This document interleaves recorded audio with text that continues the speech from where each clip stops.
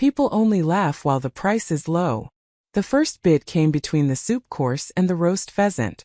It arrived lazily across the ballroom with the careless amusement of a man who had already consumed too much bourbon and too little dignity. £5 for the forgotten daughter. Laughter followed immediately. Not loud laughter. Aristocrats rarely laughed loudly in public. It spread instead in polished ripples across crystal glasses and jeweled fans. A few women lowered their eyes behind silk gloves. Several men smirked into their wine. Nobody appeared shocked. That was the part Evelina Whitcomb noticed most. Nobody seemed surprised that her brother had offered her up like entertainment between dances. The orchestra continued to play near the marble staircase. Violins floated beneath the golden ceiling of Whitcomb Hall, while servants moved carefully through the crowded room carrying silver trays heavy with champagne flutes. Outside, freezing rain struck the tall windows in soft uneven patterns. Inside, candlelight turned every diamond bright enough to wound the eye. Evelina stood beside the east wall beneath a portrait of her dead father, and kept her hands folded in front of her pale blue gown. She did not move. She had learned years ago that humiliation became worse once people saw it land. "Come now," Cedric Whitcomb called from the center of the room, raising his glass with theatrical delight. "Surely my sister is worth more than £5. She can read. She plays piano tolerably well. And she barely speaks at dinner." More laughter. Lord Penrose leaned back in his chair near the card tables. £6 then. Though only if she comes with the piano. Another wave of amusement rolled through the ballroom. Evelina kept her gaze lowered toward the polished floor. Her reflection shimmered faintly between the candlelit patterns of marble. Thin shoulders. Gold hair pinned too simply beside women dripping in jewels. A face people often described as pleasant when they wished to avoid calling it forgettable. 22 years old and still standing against walls while prettier girls danced. Her stepmother sat near the fireplace pretending embarrassment while secretly enjoying every second. Lady Margaret Whitcomb had perfected the art of false discomfort years ago. She pressed one gloved hand lightly against her chest. "Cedric, honestly, your poor sister looks terrified." "She always looks terrified," Cedric replied. "It is her defining trait." This time even the women laughed. Evelina heard the sound clearly. A soft polished cruelty wrapped in perfume and pearls. The music shifted into another waltz. Couples drifted onto the ballroom floor beneath towering chandeliers imported from France before the war. Somewhere behind her, a servant dropped a fork. The sharp metallic sound cracked briefly through the room before disappearing again beneath conversation. Cedric climbed onto the small platform near the musicians with the dangerous confidence of a handsome man who had never been denied applause. £10, he announced grandly. £10 and I shall personally deliver my sister to whichever lonely gentleman wins her company for the evening. Cedric, Lady Margaret whispered sharply, though not sharply enough to stop him. He grinned wider. His blonde hair caught the candlelight. Their father's hair. Their father's smile.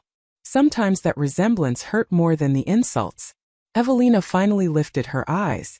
Across the ballroom, several guests avoided looking at her directly. Others watched openly with curiosity sharpened by boredom.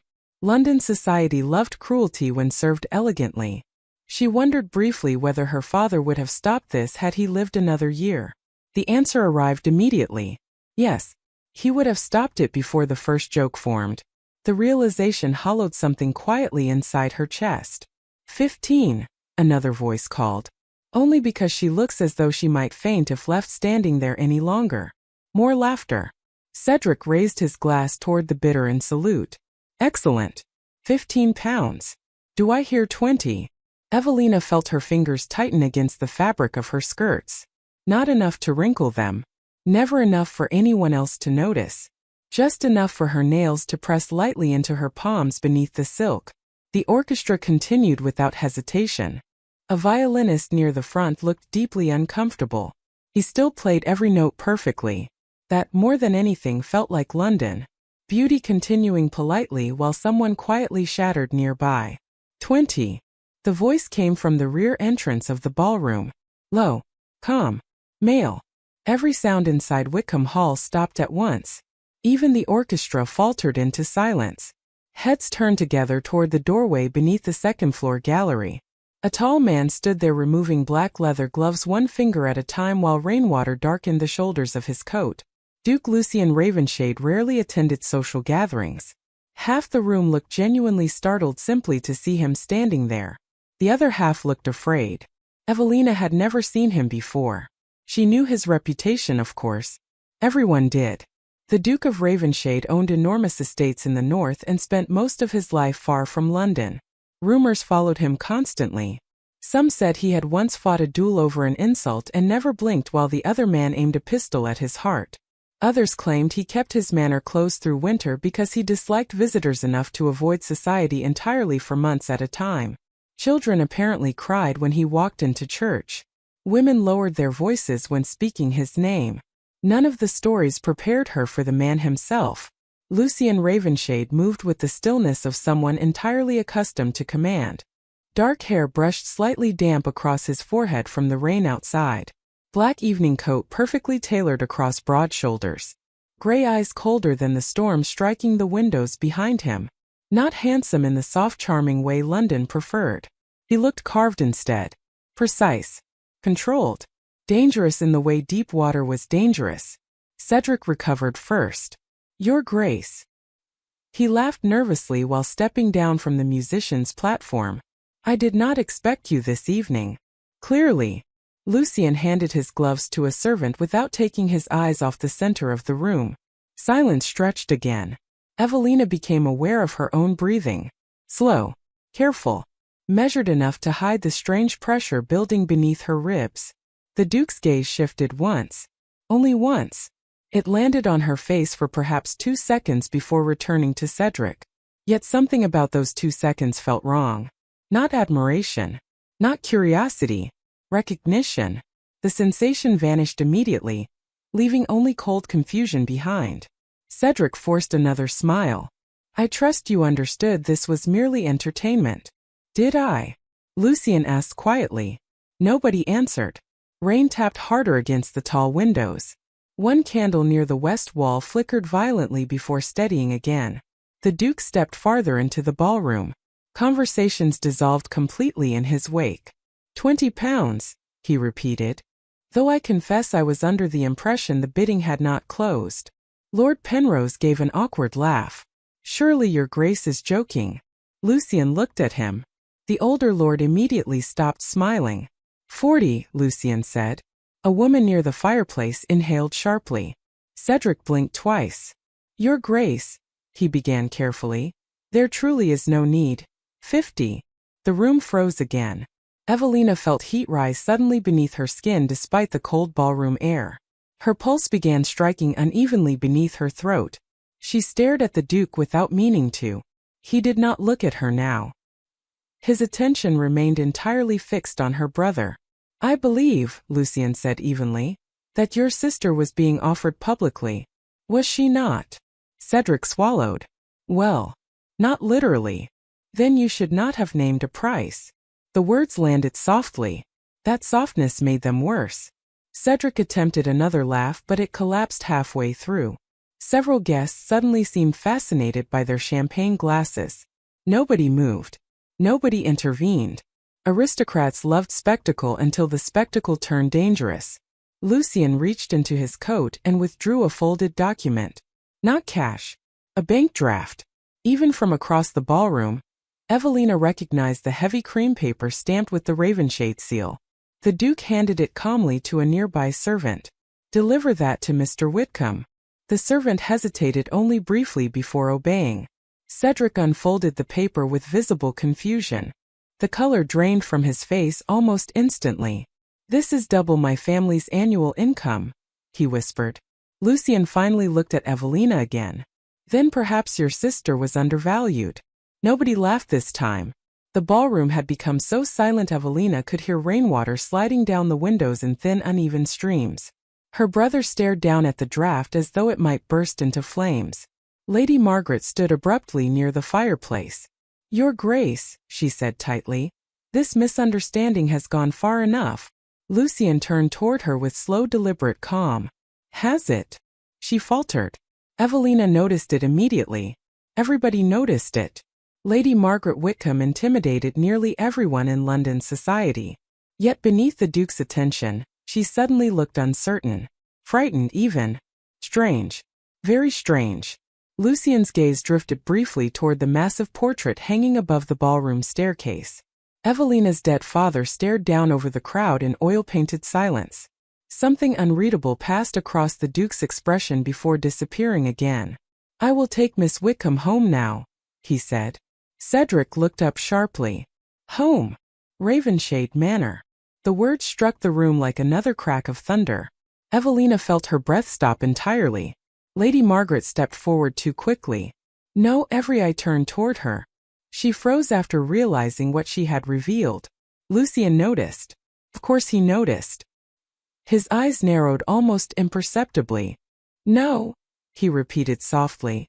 "She is not prepared to travel," Lady Margaret corrected immediately.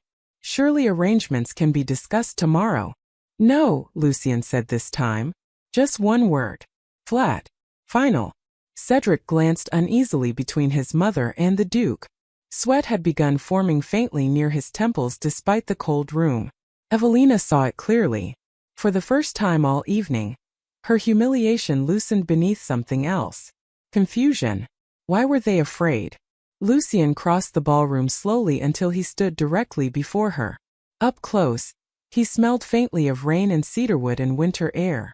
She realized suddenly how tall he was. She barely reached his shoulder. "Miss Whitcomb." His voice lowered slightly. "Do you wish to remain here?" The question startled her more than everything else combined. Nobody had asked what she wanted all evening. Perhaps not all year. Evelina opened her mouth once before any sound emerged. "No," she said quietly. Lucian nodded once as though confirming something already decided long ago. Then he offered her his arm. "Get your coat." The rain had become heavier by the time Evelina descended the front staircase with her coat pulled tightly around her shoulders. The ballroom behind her remained trapped in stunned silence. Nobody resumed dancing. Nobody returned to conversation. It felt as though the entire house had stopped breathing. Her heels touched the black marble entrance hall one measured step at a time while footmen avoided looking directly at her face. Somewhere upstairs, a clock began striking 10. The sound echoed softly through Whitcomb Hall like distant hammer blows. Duke Lucian Ravenshade stood near the open front doors with one gloved hand resting against the silver wolf head of his cane. Cold November air drifted inside around him, carrying the sharp scent of rain and wet stone. He did not appear impatient. He simply waited with the stillness of a man accustomed to obedience. Evelina slowed near the final step. Her pulse had not steadied since the ballroom. She could still hear Cedric's strained voice behind her moments earlier. "Mother, say something." Lady Margaret had said nothing at all. That silence unsettled Evelina more now than the humiliation itself. Her stepmother was never silent when control remained possible. Lucian glanced toward her once as she approached. "You have no luggage?" "I was not expecting to leave tonight." "No," he said quietly. "I imagine you were not." One servant hurried forward carrying a dark wool cloak lined with fur. The Duke draped it across Evelina's shoulders himself before the servant could touch her. The gesture felt strangely deliberate. Not intimate. Protective. As though he disliked other hands near her. Evelina noticed several servants exchange brief, uncertain looks before lowering their eyes again. Another strange thing. Everyone in London feared Lucian Ravenshade. Yet the fear inside Whitcomb Hall tonight felt different. Sharper. Older somehow. "Your Grace." Cedric's voice echoed suddenly from the staircase above them. Evelina turned. Her brother stood gripping the banister with visible tension stiffening his posture. The color had still not returned fully to his face. "Surely we can discuss this tomorrow after everyone has rested." Lucian did not look back. "No. You cannot simply take my sister in the middle of the night." "Can I not?" Cedric hesitated. Rain battered the front steps outside in uneven waves. One of the footmen near the door swallowed visibly. Evelina watched her brother's confidence weaken beneath the silence pressing through the entrance hall. He had always been loudest when certain of victory. "This is absurd," Cedric muttered finally. "People will talk." "They already do." Lucian's voice remained calm. That appears to concern you only now. Evelina lowered her eyes quickly to hide the faint flicker of satisfaction moving through her chest. She should not have enjoyed hearing Cedric corrected publicly. She did anyway. Lady Margaret appeared at the top of the staircase a moment later in dark green silk, her face pale beneath the chandelier light. Evelina. The sound of her name stopped Evelina immediately. Her stepmother rarely used her name gently. Tonight she almost sounded afraid. You do not have to go. Lucien finally turned then. Slowly. The expression in his gray eyes revealed nothing at all. Interesting, he said softly.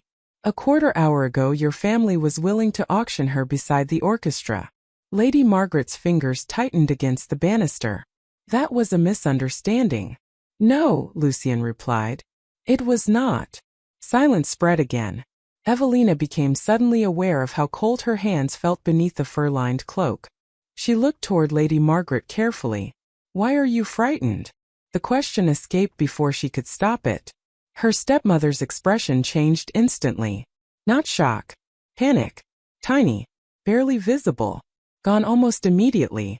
But Evelina saw it. Lucien saw it too. The Duke's gaze sharpened slightly. Cedric descended several steps too quickly. Nobody is frightened. Cedric, Lady Margaret snapped quietly. Too late. Lucien's attention shifted between them with unsettling patience. Miss Whitcomb asked a reasonable question. Nobody answered him. Rainwater dripped steadily from the edge of his coat onto the black marble floor. One drop at a time. Evelina felt something cold twist beneath her ribs. She had spent years believing her family merely disliked her. Tonight something else stood beneath the surface. Something hidden. Something large enough to frighten Lady Margaret Whitcomb into silence. Lucien extended his arm toward Evelina again. The carriage is waiting. She hesitated only briefly before accepting it. His sleeve felt cool beneath her fingertips. Strong. Steady. The moment she touched him, Cedric moved forward another step. Mother, he said sharply under his breath. Do not let her leave. Lucien heard that too. Of course he did. The Duke paused near the doorway and looked back over his shoulder. You speak as though she belongs to you. Cedric's jaw tightened. She is my sister. No, Lucien said quietly. She is not. The entrance hall seemed to contract around the words. Evelina stared at him before she could stop herself. Her breath caught sharply in her throat. Lucien did not explain. He simply guided her forward into the freezing rain. Outside, the Ravenshade carriage waited at the base of the front steps beneath two lanterns swaying violently in the wind. For massive black horses stamped against the wet stone driveway, while rain slid across their dark coats like silver lines. The carriage itself was enormous. Matte black with the Ravenshade crest etched into the door in faded silver. A wolf surrounded by thorns. Evelina had seen the symbol before in newspapers and legal documents. Somehow it looked far more intimidating beneath stormlight. A driver climbed down immediately to open the carriage door. Your Grace. Lucien nodded once. Evelina gathered her skirts carefully against the rain while climbing inside. Warmth greeted her instantly from hidden brass heaters beneath the seats. The interior smelled faintly of leather, cedarwood, and smoke from a distant fireplace. Thick dark blankets rested folded neatly beside the window. She had never ridden inside a carriage this expensive before, not even as a child. Lucien entered moments later and closed the door firmly behind them. Outside, Wickham Hall glowed gold against the storm. Inside the carriage, silence settled almost immediately. Evelina folded her hands tightly in her lap. Rain streaked across the windows in blurred silver patterns, while the horses began moving through the gates. She watched her childhood home disappear slowly behind sheets of rain. Strange. She felt no sadness leaving it. Only exhaustion. Lucien sat opposite her with one arm resting beside the window. His posture remained perfectly composed despite the rough road beneath the wheels. He looked toward the passing darkness outside rather than at her. For several minutes neither spoke. The silence did not feel awkward. It felt controlled. Deliberate. Evelina studied him carefully while pretending not to. Early 30s perhaps. Dark hair touched faintly with rainwater still drying near his collar.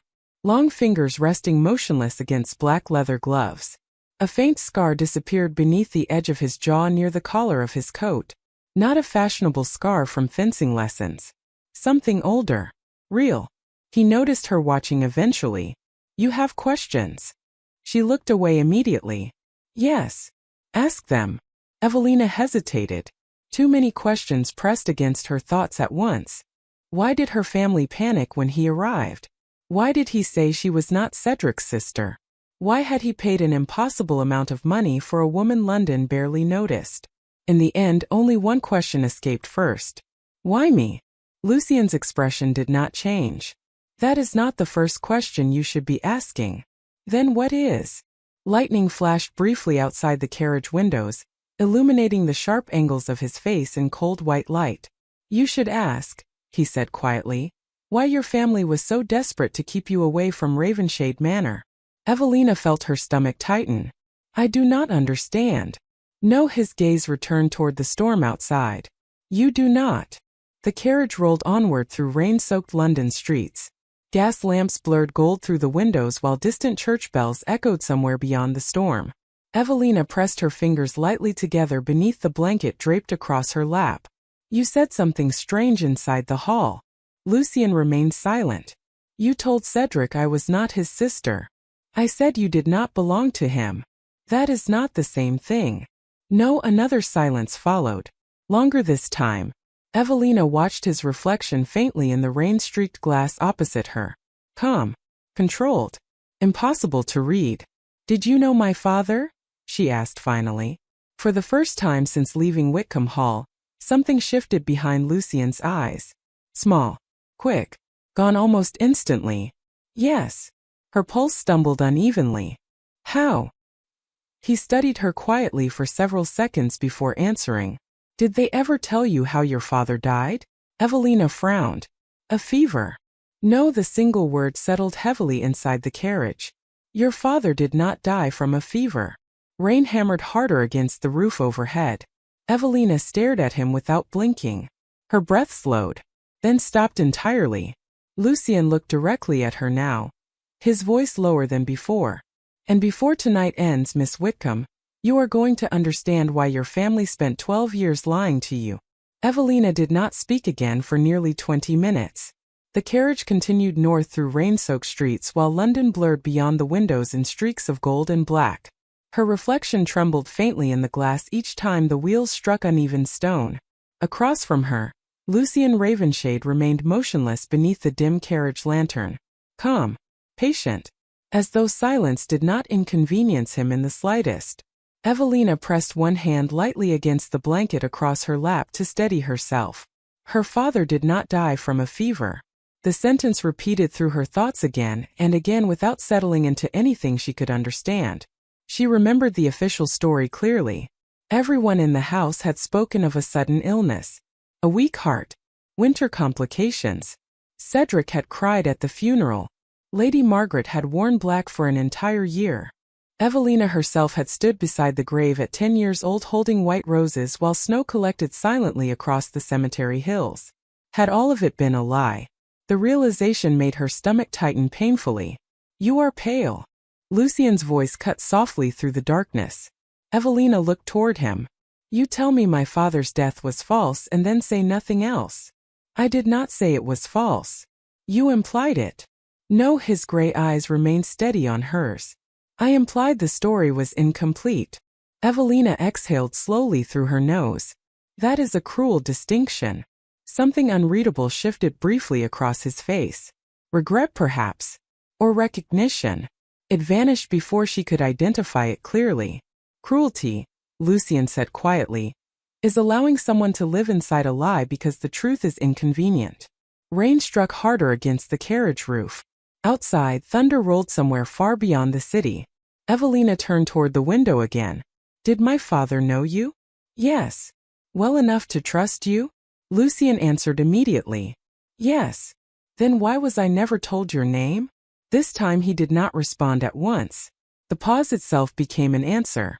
Evelina felt cold spread slowly through her chest beneath the blanket. How long have you known about me? Lucien's gaze drifted toward the storm beyond the glass. Longer than you would like. Her fingers tightened slightly. That is not an answer. No, he agreed. It is not. The carriage slowed briefly near a crossing where several lantern-bearing riders passed through the rain ahead of them. Evelina caught sight of their dark coats through the blurred windows. Ravenshade guards, perhaps. The realization unsettled her further. What kind of man traveled through England with armed escorts during a rainstorm as though expecting danger? Lucian leaned forward slightly and opened the small cabinet beneath the opposite seat. Inside rested crystal glasses and a bottle of amber liquid secured in silver brackets. He poured water instead. Not whiskey. Not bourbon. Water. Another strange detail. He handed her the glass carefully. Their fingers brushed briefly. His hand felt cold from the storm outside. Evelina accepted the drink without speaking. You are trying very hard not to panic, he observed. Would you prefer that I panic openly? No. Then perhaps I am succeeding. A faint sound escaped him then. Not quite laughter. Closer to quiet approval. Evelina looked down at the water in her hands. The crystal trembled slightly against her fingertips. My father was a good man, she said softly after a long silence. Yes. He loved me. Lucian's expression changed again. Smaller this time. Sadder. Yes, he said quietly. He did. Something about the certainty in his voice struck her unexpectedly hard. Evelina lowered her eyes immediately before emotion could reach her face. She had spent years inside Wickham Hall feeling invisible beside Cedric and Lady Margaret. Her father had been the single warm thing she remembered clearly from childhood. The idea that strangers knew pieces of him she did not made grief reopen somewhere deep beneath her ribs. You said my family lied for 12 years. They did. About what? Lucian studied her for several seconds. Your father did not die from illness. Then how? An accident. Evelina frowned. That is different from murder. I did not say murder. The correction arrived too quickly, too carefully. Evelina lifted her gaze sharply toward him. Lucian looked back without blinking. Silence filled the carriage again. Heavy now. Dangerous. You think someone caused it, she whispered. I think your father discovered something shortly before he died. What? That, Lucian said quietly, is where matters become complicated. The carriage rolled beneath an iron bridge while rainwater poured from the stone overhead in silver sheets. Evelina watched shadows move across Lucian's face beneath the lantern light. He looked exhausted suddenly. Not physically. Older than exhaustion. Like a man carrying something heavy for too many years. Why did you come tonight? She asked. Because your brother made a mistake. By humiliating me publicly? No, Lucian's voice lowered. By announcing your existence to people who were supposed to believe you no longer mattered. Evelina stared at him in complete silence. Her heartbeat stumbled hard enough she felt it in her throat. I do not understand anything you are saying. I know. Then explain it. Lucian looked toward the rain-streaked window again. Not yet. Frustration rose suddenly through her chest, sharp enough to surprise her. You keep speaking in riddles as though I should somehow follow them. You are alive because certain truths remained hidden. From me. Especially from you. Evelina set the untouched glass carefully onto the cabinet shelf before her shaking fingers betrayed her. If you are trying to frighten me, you are succeeding. Good. She blinked at him. Good. Fear keeps people attentive. His tone remained perfectly even. And right now I need you attentive. Another long silence followed. The carriage finally left the crowded London streets behind and turned north onto darker roads lined with bare winter trees. Lanterns became rare. Houses disappeared entirely. Only stormlight remained beyond the windows now. Evelina pulled the fur cloak tighter around herself. How far is Ravenshade Manor? Approximately 80 miles. Her eyes widened slightly. Tonight? No. We stop before dawn. You planned this. Lucian did not answer. Of course he planned this. Men like Lucian Ravenshade did not arrive unexpectedly anywhere. Evelina leaned back slowly against the carriage seat while exhaustion pressed heavier against her shoulders. The events of the evening no longer felt real. Hours ago she had been standing quietly against a ballroom wall enduring humiliation with practiced silence. Now she sat inside a black carriage beside the most feared duke in England, while he calmly dismantled everything she believed about her own family. "You are very calm for someone whose life just changed completely," Lucien observed. Evelina looked toward the dark window again. No, her voice came quieter than intended. "I think perhaps my life changed a long time ago." That time the silence between them felt different. Not tense. Not cold. Lucien watched her carefully for several moments before reaching into the inner pocket of his coat. He withdrew a folded paper worn soft at the edges from age.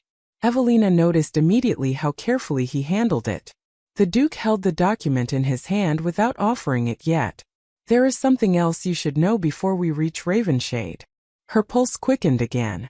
"What?" Lucien looked directly at her. "Your father wrote to me 3 days before he died." Evelina stopped breathing entirely. The storm outside seemed to disappear beneath the sound of her own heartbeat. Lucien unfolded the paper slowly. The handwriting across the page had faded slightly with time. She recognized it instantly. Her father's hand. Her father's signature. Her father's careful slanting letters. Emotion struck so suddenly she had to grip the edge of the seat to steady herself. Lucien watched her quietly. "He asked me to protect someone." Evelina's eyes remained fixed on the letter. "Who?" The Duke's answer came softly, almost gently. "You." Evelina stared at the letter as though the paper itself might dissolve if she blinked. Her father's handwriting stretched across the faded page in dark, careful lines she recognized immediately from childhood birthdays and music lessons and small notes left beside breakfast trays. The sight of it struck somewhere deep beneath her ribs with almost physical force. For 12 years she had possessed nothing written by him. Lady Margaret claimed his personal effects had been destroyed after the illness. Evelina remembered crying quietly in the attic nursery because even his books had vanished from the house within weeks of the funeral. And now one of his letters rested inside Lucien Ravenshade's hands. Preserved. Protected. Hidden. The carriage rocked gently beneath the storm while she reached toward the page with fingers that no longer felt steady. Lucien did not release it immediately. "Before you read it," he said quietly, "understand something clearly." Evelina lifted her eyes toward him. "Your father trusted very few people near the end of his life. You were one of them." "Yes." "Why?" Another silence. Not evasive this time. Measured. Lucien studied the letter briefly before answering. "Because 20 years ago your father saved my life." Evelina blinked once in surprise. The Duke's expression remained unreadable beneath the lantern glow. "During the winter crossing near Blackwater Ridge. My carriage overturned in a river during a storm." His voice stayed calm, almost detached. "I was 14. Your father pulled me out before the ice carried the carriage under." Evelina watched him carefully. "And you remained friends afterward?" "No," the answer came immediately. "Your father disliked aristocrats." A faint, confused breath escaped her before she could stop it. Lucien noticed. "He considered most titled men ornamental idiots." The corner of his mouth shifted very slightly. Not quite a smile. In many cases he was correct. Despite everything, the smallest flicker of warmth moved unexpectedly through Evelina's chest. Her father would absolutely have said something like that. Lucien finally handed her the letter. The paper felt fragile beneath her fingertips. Old. Carefully preserved. She unfolded it slowly while rain whispered against the carriage roof overhead. The handwriting blurred briefly before her eyes. Not from tears. From shock. She forced herself to focus. Lucien watched the storm outside while she read.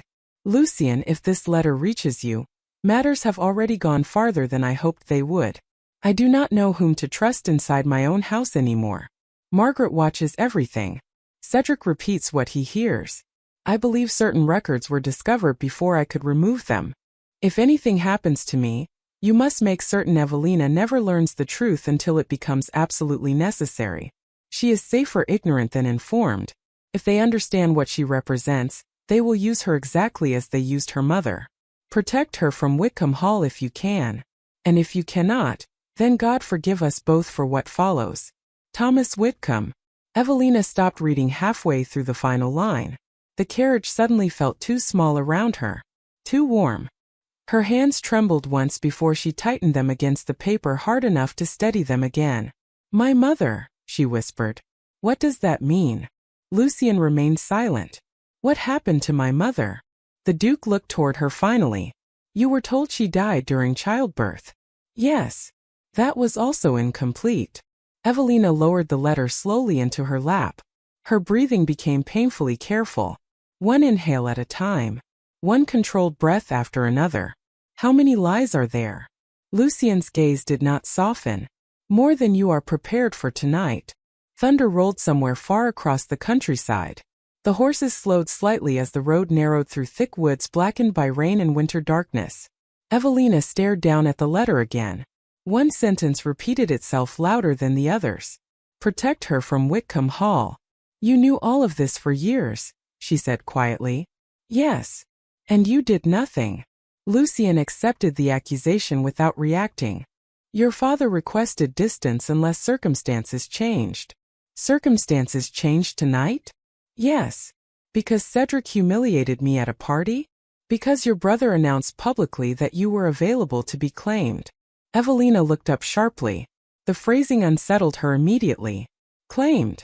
There are people who have spent years believing you harmless, because your family kept you invisible. Lucian's voice lowered slightly. Tonight visibility became dangerous. You keep speaking as though I am part of something larger. You are. What? Not yet. Frustration flashed across her face before she could hide it. Lucian noticed every bit of it. Of course he did. You dislike unanswered questions, he observed. I dislike being treated like a child. No, his gray eyes settled steadily on hers. You dislike being controlled. The accuracy of it startled her into silence. Evelina looked away toward the dark windows. Rainwater streaked downward in silver lines beneath distant flashes of lightning. She had spent most of her life silent because silence created peace inside Whitcomb Hall. Speak less. Ask less. Need less. That had been the unspoken rule of her existence. Yet sitting across from Lucian Ravenshade made silence feel impossible. He answered questions without truly answering them. Revealed truths while hiding larger ones beneath them. It forced her thoughts constantly forward, searching for shape inside shadows. Did my father know he was going to die? She asked after several minutes. Lucian's jaw tightened almost imperceptibly. I believe he feared it. And he trusted you with me. Yes. Why? Another pause. Then finally, because he knew I would keep my word. Evelina studied him quietly. The Duke's face revealed almost nothing. Yet she believed him instantly. Not because he appeared kind. Lucian Ravenshade did not appear kind at all. He appeared precise. Controlled. Like a man who treated promises as binding things carved into stone. Why did you wait 12 years? She asked softly. If my father asked for protection, why did you leave me there? The question lingered heavily between them. Lucian's gaze shifted toward the letter resting in her lap. Because until recently, I believed Whitcomb Hall was unpleasant. His voice became quieter. Colder. I did not realize it had become unsafe. Evelina felt her stomach tighten again. What changed? 3 months ago your brother began gambling beyond his means. Cedric always gambles. Not with men like these. Lucian leaned back slightly against the carriage seat. Debts create desperation. Desperate people sell information. About me? Yes. Her pulse quickened. What information? Lucian looked at her carefully. Your birth records disappeared from county archives 2 weeks ago. Evelina stared at him blankly. Why would anyone steal birth records? Because documents matter. To whom? To anyone searching for inheritance rights. The carriage struck a rough patch of road hard enough to shake the lantern overhead. Evelina barely noticed. Inheritance. Birth records. Hidden truths. None of it sounded connected to her life. She was the ignored daughter of a declining family with no dowry and no social value. That was the only identity she had ever known. You are looking at me as though I should understand this, she whispered. Lucian's expression remained steady. No. I am looking at you because you resemble your mother more every year. Evelina stopped breathing again. Nobody spoke about her mother inside Whitcomb Hall. Ever. Even as a child she learned quickly that questions about the woman who gave birth to her caused immediate silence. Lady Margaret once removed every portrait from the drawing room after Evelina asked whether any painting belonged to her mother. She remembered that silence clearly. Cold. Sharp. Final. You knew her too. It was not a question. Yes. Who was she?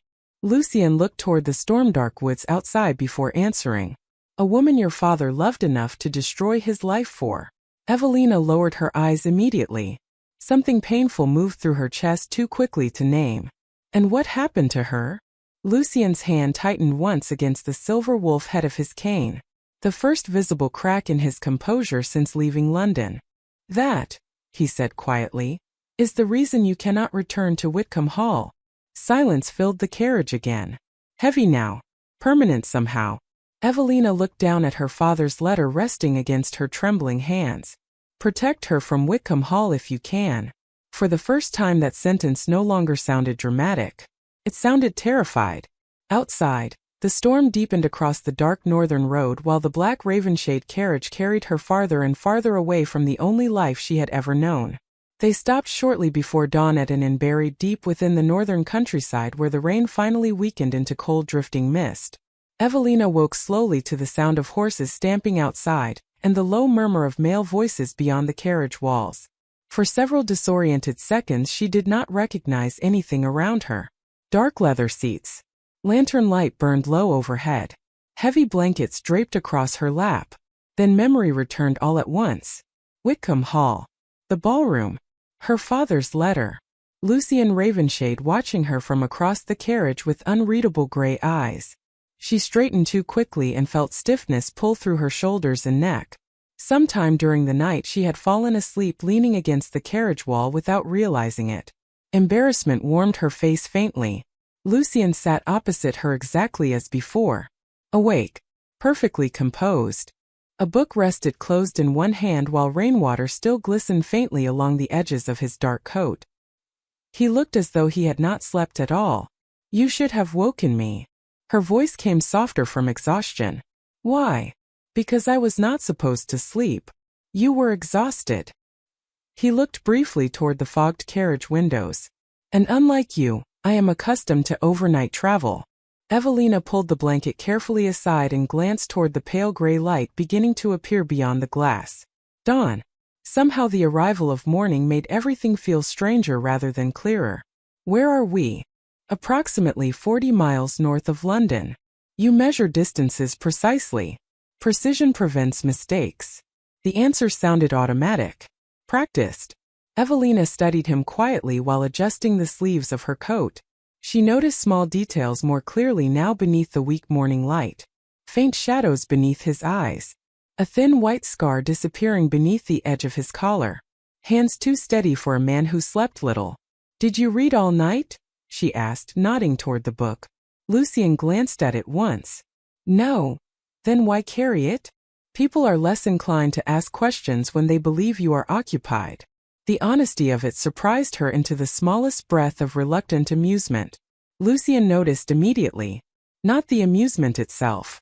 The almost smile she failed to suppress afterward. Something shifted briefly in his expression before disappearing again. You look different when you forget to guard your face, he observed quietly. Evelina looked away toward the window at once. I was not aware I guarded it. You do. Outside, a stable boy hurried past the carriage carrying fresh lantern oil while cold wind pushed mist across the muddy courtyard beyond. The inn itself appeared small and isolated. Stone walls darkened by years of rain. A wooden sign creaking faintly above the entrance. No other travelers visible. Lucian reached for the carriage door handle. We remain here briefly while the horses rest. How briefly? An hour. Evelina nodded once though tension tightened faintly beneath her ribs again. Every answer he gave sounded temporary. Every destination felt uncertain. Lucian stepped out first into the cold morning air before offering his hand back toward her. Evelina hesitated only a moment before accepting it. His grip remained firm and cool against her fingers as she descended carefully onto the wet ground below. Fog drifted low across the inn yard. The air smelled of wood smoke and rain-soaked earth. Somewhere nearby, chickens rustled faintly inside a coop hidden behind the stable.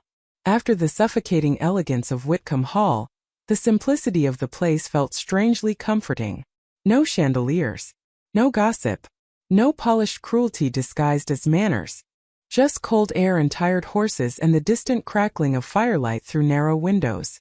The innkeeper appeared in the doorway almost immediately upon seeing Lucien. A nervous middle-aged man with thinning brown hair and flour still dusting one sleeve from the kitchen. "Your Grace." He bowed quickly. Too quickly. "Everything has been prepared exactly as requested." Lucien nodded once. "Breakfast for Miss Whitcomb first." "At once, Your Grace." Evelina noticed the innkeeper never asked questions. He did not appear surprised by their arrival despite the hour or the storm or the presence of a nobleman powerful enough to terrify half of London. It suggested preparation. Planning. Again. Lucien guided her quietly inside. Warmth surrounded them immediately from a massive stone hearth, burning near the center of the common room. The inn itself remained nearly empty except for two Ravenshade guards seated silently near the rear wall drinking coffee. They rose the moment Lucien entered. Not dramatically, simply automatically. The Duke acknowledged them with the smallest nod before leading Evelina toward a private table near the fire. She removed her gloves slowly while servants hurried forward with tea and fresh bread. Her hands still trembled occasionally when she forgot to control them. Lucien noticed that too. Of course he did. "You have barely eaten since London." "I was not hungry." "No," he removed his gloves carefully beside the table. "You were overwhelmed." Evelina lowered her eyes toward the steaming tea placed before her. The scent of cinnamon and black tea leaves drifted upward through the warm air. "You speak as though these things are ordinary. Secrets. Lives collapsing overnight." Lucien leaned back slightly in his chair. "They are ordinary." The answer arrived without bitterness. That somehow made it worse. Evelina lifted the teacup carefully between both hands. Heat spread slowly through her cold fingers. "You knew my mother," she said quietly after several moments. "Yes." "Did she know my father before Lady Margaret?" "Long before." "Then why did nobody speak of her?" Lucien looked toward the fire instead of answering immediately. Flames reflected faintly across his gray eyes. "Because your mother embarrassed powerful people." "How?" "By existing." Evelina frowned faintly. "That is not an explanation." "No," his voice lowered slightly. "It is the beginning of one." A servant arrived carrying eggs, toast, and thick slices of ham arranged neatly across silver plates. Evelina realized suddenly how hungry she actually was only after smelling the food. She had not eaten since early evening before the ballroom. Lucien waited until the servant withdrew before continuing. "Your mother's name was Eleanor Vale." The fork in Evelina's hand paused halfway to the plate. "Vale?" "Yes. That name is familiar." "It should be." Lucien's gaze remained fixed steadily on hers now. The Vale family controlled one of the largest shipping fortunes in England 25 years ago. Evelina stared at him in disbelief. "No, yes. That is impossible." "Why?" "Because my mother died poor." "No," Lucien said quietly. "Your mother died erased." Silence fell heavily between them again. The fire cracked softly nearby. One of the guards shifted position near the back wall while wine rattled faintly against the inn windows. Evelina set her fork down carefully before her shaking fingers revealed too much. Why would someone erase her? Because inheritance creates enemies. You keep returning to inheritance. Because you keep underestimating its importance. Lucien folded his hands loosely together atop the table. When Eleanor Vale disappeared from society, certain men became extremely wealthy very quickly. Evelina felt cold despite the fire beside her. Disappeared. That is the word London used. What does that mean? Officially, she married beneath her class and withdrew from public life. And unofficially? Lucien's expression hardened almost imperceptibly. Unofficially, there were rumors she possessed documents capable of destroying several aristocratic families. Evelina stared at him without speaking. The room suddenly sounded distant around her. Every sentence pushed her farther from the girl who stood quietly against ballroom walls pretending insults did not matter. "You are saying my mother was dangerous." No, Lucien's voice remained perfectly calm. "I am saying powerful men believed she was." Evelina looked down slowly at her untouched breakfast plate. Her appetite disappeared completely. And my father? Your father tried to protect her. Did he love her? The answer came instantly. Completely. Something inside her chest tightened painfully at the certainty in his voice. She barely remembered her father's smile anymore. Only fragments remained after 12 years. A warm hand steadying the back of her bicycle during summer. His voice reading beside the fireplace late at night. The scent of tobacco and cedarwood lingering faintly on winter coats. And now suddenly her entire childhood felt incomplete. Rearranged. Like someone had quietly removed pages from a book and expected her never to notice. If all of this is true, she whispered slowly, then why keep me hidden? Lucian watched her carefully across the table. Because your existence proves Eleanor Vale survived long enough to have a child. Evelina stopped breathing again. What? Certain people believed your mother died before that became possible. You are speaking in riddles again. No, this time his voice sharpened slightly. I am trying to explain something dangerous without terrifying you unnecessarily. Evelina lifted her eyes toward him. I think we passed unnecessary terror several hours ago. For the first time since leaving London, Lucian looked momentarily caught off guard. Very slight. Barely visible. Then something almost unexpected appeared beneath his controlled expression. Respect. It vanished quickly but not before Evelina saw it clearly. The Duke leaned back again slowly. Fair enough. The innkeeper approached the table cautiously, then with a folded newspaper held tightly between nervous fingers. Your Grace. Lucian accepted it without comment. The man retreated immediately afterward. Evelina noticed the exact second Lucian unfolded the paper and saw the headline. His expression did not change. That was what frightened her. Slowly, he placed the newspaper flat across the table between them. Evelina looked down. Her stomach dropped instantly. Wickham daughter purchased by reclusive Duke at midnight ball. Beneath the headline sat her name in black ink large enough for all of northern England to read by morning.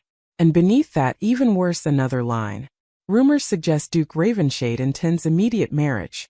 Evelina felt the blood drain slowly from her face. Marriage, she whispered. Lucian said nothing, which terrified her far more than denial would have. The newspaper trembled once between Evelina's fingers before she lowered it carefully onto the table. She did not realize she had stopped breathing until the silence stretched too long. Marriage. The word sat heavily beneath the morning light like something already decided without her permission. Across from her, Lucian Ravenshade remained completely still beside the fire while steam curled slowly upward from untouched coffee near his hand. He did not look surprised by the article. He looked irritated by its speed. That frightened her more. You knew this would happen. Her voice came quieter than intended. Lucian glanced briefly toward the newspaper again. Yes. Because London believes you bought me. London believes many foolish things. That is not an answer. No, he folded the paper once and set it aside. It is not. Evelina felt heat rise beneath her skin despite the cold still lingering from the journey. You are not denying the rumor. Lucian watched her steadily across the table. Rumors are difficult to deny once printed. Marriage is not a rumor. No. Then why is my name attached to yours in every paper between London and Scotland? The Duke leaned back slightly in his chair while firelight moved across the sharp lines of his face. Because last night I removed an unmarried woman from her family's home in front of half the aristocracy. To protect me. That is not the story society will prefer. Evelina looked away toward the fire immediately. Of course not. Society preferred scandal over truth every single time. She imagined the ballroom already alive with whispers by dawn. Poor invisible Evelina Wickham purchased publicly by the cold northern Duke. Not rescued. Purchased. The humiliation returned suddenly beneath her ribs sharper than before. You should have left me there. The words escaped quietly. Lucian's expression hardened almost imperceptibly. No. At least then my life would still belong to me. Silence followed instantly. Heavy. Dangerous. Evelina regretted the sentence the moment it left her mouth. Not because it was false. Because it sounded too honest. Lucian lowered one hand slowly onto the table beside the folded newspaper. Your life stopped belonging entirely to you long before last night. His voice remained calm. That calmness made the words land harder. Evelina stared at the fire without speaking. Flames cracked softly against blackened logs while distant wind rattled faintly through the inn walls. Somewhere upstairs, footsteps crossed old wooden floors. Normal sounds. Ordinary sounds. They made the conversation feel even stranger. "You keep saying things like that," she whispered finally. "As though I was born into some arrangement nobody bothered explaining." Lucien did not answer immediately, which became its own answer. Evelina looked toward him sharply. "No, yes." The words settled quietly between them. Her heartbeat stumbled once. "What does that mean?" "It means your father spent years trying to protect you from consequences that began before your birth." "Consequences of what?" Lucien's gray eyes remained fixed steadily on hers. "Of your mother." Evelina felt her fingers tighten around the edge of the table. "You are saying she caused all this?" "No," his tone sharpened slightly. "I am saying powerful men blamed her for truths they preferred hidden." The fire shifted beside them, throwing brief shadows across the walls. Evelina lowered her gaze slowly toward the folded newspaper again. Her own name stared back up at her in dark ink beneath Lucien's title. She suddenly understood something terrible. Once newspapers attached a woman's reputation to a man, society rarely separated them again, especially not from a duke. "If I return to London now," she asked carefully, "what happens?" Lucien answered immediately. "You become vulnerable. To gossip. To people who now know where to find you." Evelina looked at him in silence. The words sounded too precise to dismiss. "You truly believe I am in danger?" "Yes." "From whom?" "I am still determining that." Frustration flashed briefly across her face again. "You determine everything except the answers I actually need." Something unexpected moved through Lucien's expression then. Not anger. Weariness. "Miss Whitcomb." His voice lowered. "If I told you everything immediately, you would either refuse to believe me or attempt to return to London yourself." Evelina opened her mouth to argue before realizing he was probably correct. The realization irritated her even more. Lucien noticed. There it is again. What? The instinct to challenge before retreating. He studied her quietly beside the fire. "Your father had that same expression." Evelina looked away at once. The comparison affected her more than it should have. She barely remembered enough about Thomas Whitcomb anymore to know whether it was true. "You speak of him often for someone who was not his friend." "We were not friends," Lucien said calmly. "We trusted each other." "That is different." "Why?" Another silence stretched briefly before he answered. "Friendship requires affection. Trust requires proof." The simplicity of the sentence settled unexpectedly deep in her thoughts. Evelina glanced toward the two Ravenshade guards still seated quietly near the back wall. Neither had spoken since entering the inn. Both remained alert despite the early hour. Watching doors. Watching windows. Watching everything. "How long have they traveled with you?" she asked suddenly. Lucien followed her gaze briefly. "Miles and Carter?" "The guards." 7 years. "They trust you?" "Yes." "Do you trust them?"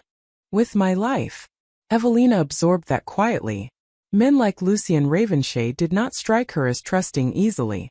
The idea that anyone earned that level of loyalty from him felt important somehow. Dangerous men rarely inspired devotion. They inspired fear. Yet even the innkeeper seemed nervous in a respectful way rather than a terrified one. As though Lucien's reputation contained truths London misunderstood. The thought unsettled her further because it made him harder to categorize. "You are studying me again." Evelina blinked lightly. "I did not realize it was visible." "Everything is visible eventually." His gaze rested steadily on her face. "Especially to people paying attention." A servant approached quietly, then carrying a small leather case sealed with black wax. Lucien accepted it without surprise. The servant withdrew immediately afterward. Evelina watched as the Duke broke the seal one-handed and unfolded the contents inside. Several documents. One short handwritten note. She saw his eyes move quickly across the page before his expression cooled another degree. "What is it?" He folded the papers again carefully. "London moves quickly." "Meaning?" Your brother attempted to withdraw money from 3 separate accounts before dawn. Evelina frowned. Why? Because he believes he is about to lose access to them. A cold realization spread slowly through her chest. Because of me. Because of what your father left behind. Evelina stared at him. There was no inheritance. No visible inheritance. That is not the same thing. Correct. Lucien slipped the papers back into the leather case. Your father concealed several financial holdings shortly before his death. From Lady Margaret? From everyone. Evelina tried to process that through the exhaustion clouding her thoughts. Thomas Wickham had never seemed secretive. Careful perhaps. Quiet certainly. But not deceptive. Yet suddenly every memory carried different shadows beneath it. Locked drawers. Arguments interrupted when she entered rooms. Her father teaching her how to recognize signatures before she could properly dance. He knew something would happen, she whispered. Yes. And he still left me there. Lucien looked directly at her. Because he believed distance would protect you longer than truth. Silence fell again. Evelina lowered her eyes toward her untouched tea. The surface had gone cold. Somewhere beyond the windows the fog had begun lifting slowly from the countryside while pale morning light spread across the wet-in yard outside. Normal daylight. Ordinary daylight. Yet her old life felt impossibly far away already. If the papers keep printing stories like this, she said carefully, society will assume we are engaged. Lucien's expression revealed nothing. Yes. And if we are not? Then your reputation collapses completely. Evelina inhaled slowly through her nose. There it was. The trap finally visible beneath everything else. She almost laughed at the absurdity of it. 1 evening ago she had been invisible. Now an entire country apparently believed she belonged to a duke. You planned this too, she said quietly. Lucien did not insult her intelligence by denying it. I anticipated the possibility. So what happens now? For the first time since entering the inn, Lucien hesitated. Very slight. Barely noticeable. Then he answered with the same calm certainty he used for everything else. Now, he said quietly, you come to Ravenshade Manor and remain under my protection until I determine who has been searching for your mother's records. Evelina held his gaze steadily across the fire. And if I refuse? The Duke's eyes did not leave hers. You will not. The certainty in his voice should have angered her. Instead, something colder moved through her chest. Because deep down, beneath the confusion and exhaustion and fear, Evelina already knew he was right. They left the inn shortly after sunrise beneath a sky the color of cold steel. The storm had passed during the final hour of morning darkness, leaving the countryside washed silver with rain and drifting fog. Evelina stood beside the Ravenshade carriage while stable boys secured fresh horses to the front harnesses. The air smelled sharply of wet pine and chimney smoke. Somewhere beyond the hills, crows called through the mist in low uneven patterns. Lucien Ravenshade spoke quietly with one of his guards near the stable entrance while the innkeeper hovered nearby looking deeply nervous. Evelina wrapped her coat tighter around herself against the cold and watched them from a distance. Nobody laughed here. Nobody stared openly. Nobody whispered behind silk fans while pretending kindness. The quietness felt unfamiliar. At Wickham Hall silence usually meant judgment waiting beneath the surface. Here it felt watchful instead. Controlled. Lucien dismissed the guard with a brief nod before turning back toward her. We should continue before the roads worsen again. Evelina glanced toward the carriage. How much farther? Approximately 4 hours. And Ravenshade Manor is isolated? Very. He offered her his hand again as naturally as breathing. Evelina accepted it without hesitation this time. The realization unsettled her only after she had already climbed into the carriage. Lucien entered moments later and shut the door firmly behind them. Outside, the wheels began rolling slowly across wet gravel while morning fog drifted low between the trees. Evelina settled back against the dark leather seat and watched the countryside move past beyond the windows. Farms became sparse quickly. Villages even more so. The farther north they traveled, the emptier England seemed to become. Lucien unfolded another document across his lap while reading in silence. Evelina studied him openly now when he was distracted. She noticed how rarely he wasted movement. Even resting, he appeared alert. Precise. Like a man expecting interruption at any moment. You truly do not sleep much. Lucien looked up briefly from the paper. No, why? Habit. That is not an explanation either. Most truths are less interesting than people hope. Evelina rested one elbow lightly against the window frame.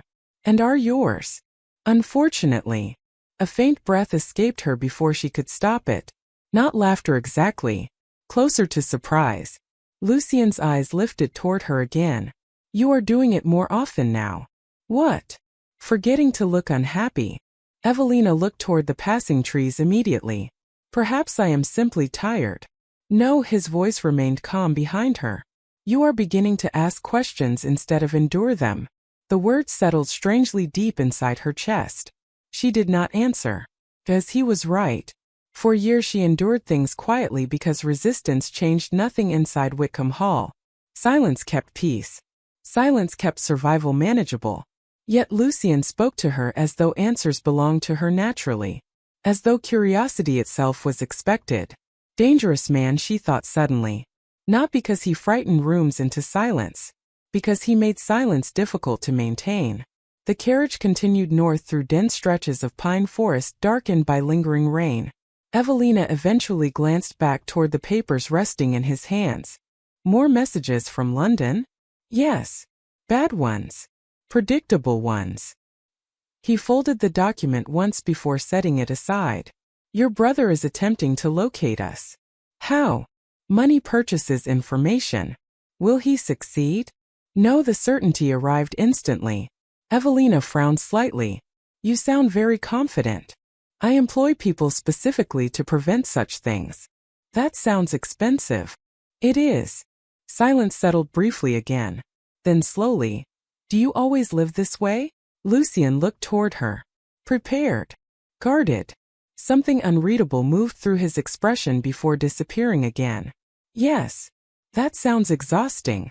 It is. The honesty surprised her. Evelina lowered her gaze toward her folded gloves resting in her lap. You answer difficult questions more easily than simple ones. Simple questions are usually the dangerous ones. Why? Lucien's gray eyes rested steadily on her face. Because people ask them when they are close to something real. Heat rose faintly beneath her skin for reasons she did not entirely understand. She turned toward the window again before he could notice. Outside, the forest finally began thinning into rocky hills covered in frost-whitened grass. The farther north they traveled, the colder the world became. Around noon the carriage slowed suddenly. Evelina straightened immediately. Lucien looked toward the front windows without visible concern. What is it? She asked quietly. Riders. One of the guards appeared outside moments later beside the carriage door. Miles. Tall, broad-shouldered, rain-dark hair still damp beneath his coat collar. Your Grace. How many? Lucien asked calmly. 3 behind us. Keeping distance. Evelina felt her stomach tighten instantly. Who are they? Miles glanced briefly toward her before answering the Duke. No family crest visible. Lucien opened the small side compartment beneath the carriage window and withdrew a pistol wrapped in dark cloth. Evelina froze slightly at the sight. Not because of fear exactly. Because the motion looked practiced. Familiar. The Duke checked the weapon quickly before setting it beside him without explanation. Continue north, he told Miles. If they close distance, then Carter handles it. Miles nodded once before disappearing again into the fog outside. Evelina stared toward the pistol resting quietly beside Lucien's hand. You travel armed often. Yes. Because of your title? Because people become ambitious around valuable things. The sentence landed heavily between them. Evelina looked toward him carefully. Am I considered valuable now? Lucien's gaze met hers directly. You always were. Her breath caught unexpectedly.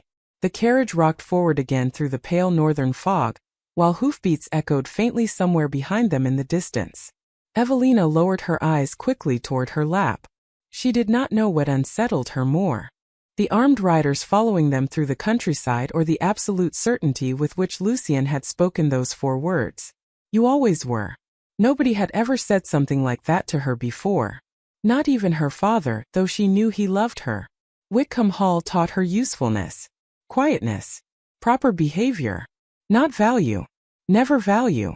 You should not say things like that carelessly, she said softly after a long silence. Lucian looked at her steadily. I do not speak carelessly. The carriage rolled over rougher roads now.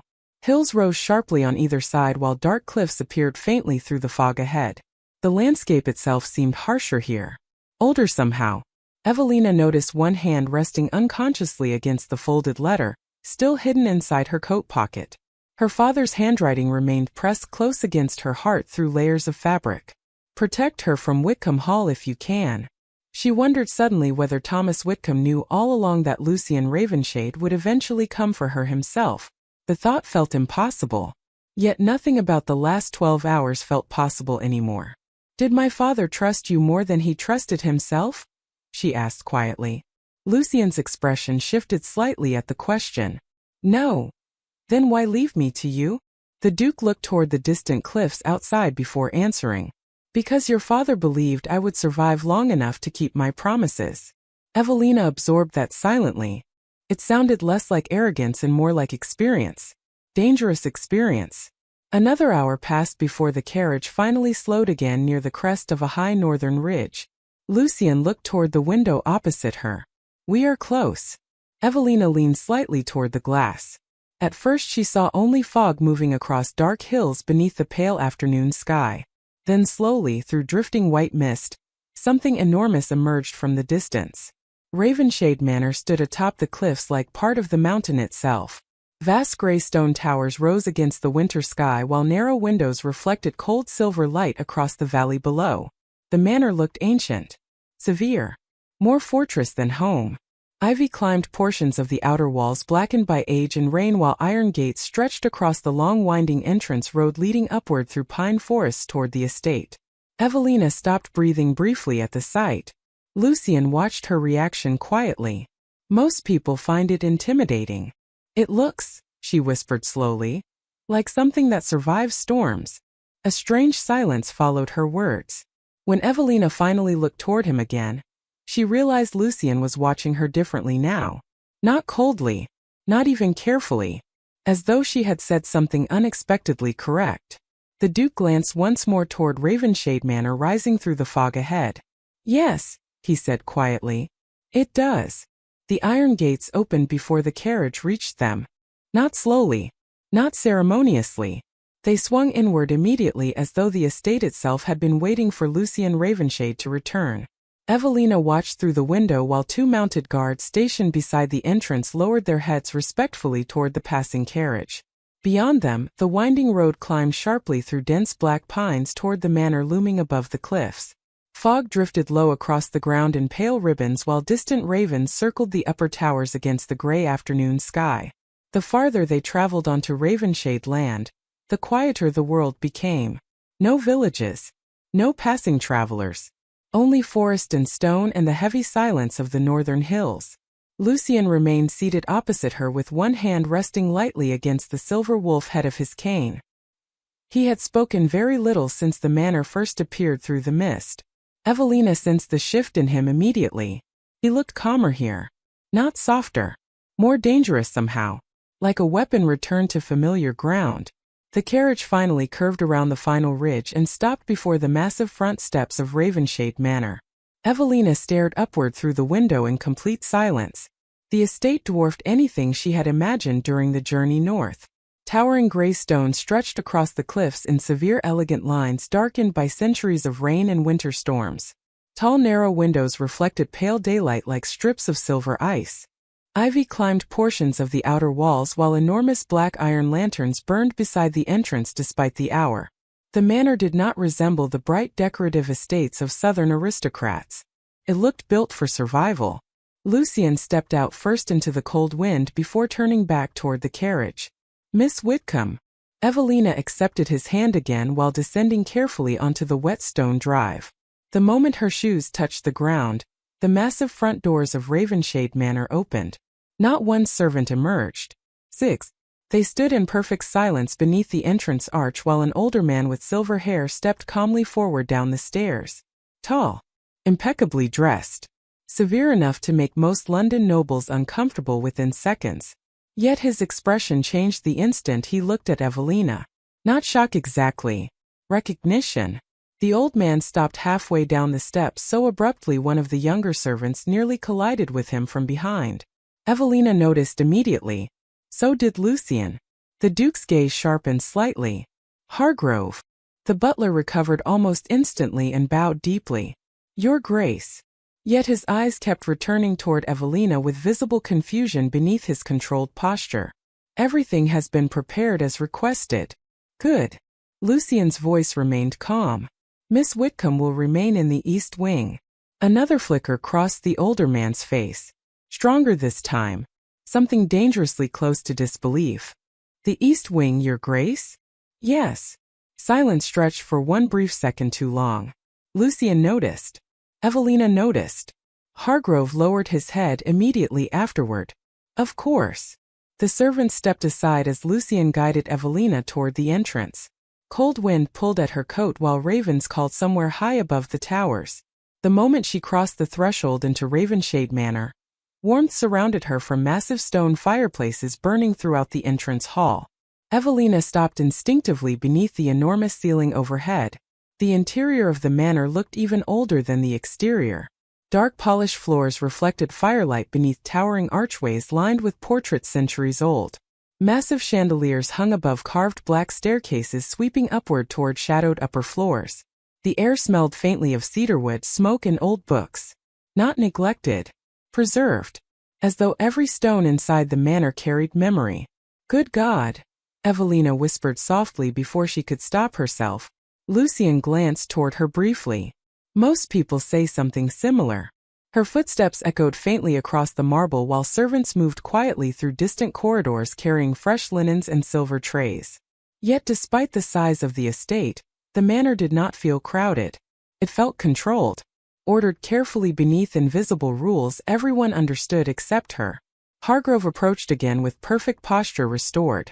Your rooms are prepared, Miss Whitcomb. Thank you.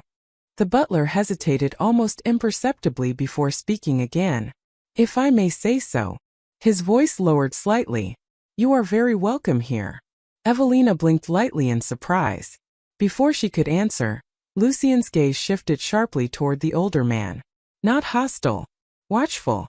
Hargrove immediately stepped back. Mrs. Norwood will assist Miss Whitcomb with anything she requires. Very good, Lucian replied. A woman in her 60s appeared moments later near the staircase. Dark gray dress. White hair pinned neatly beneath a lace cap. Kind eyes sharpened by intelligence rather than softness. Unlike the servants at Whitcomb Hall, she looked directly at Evelina when approaching.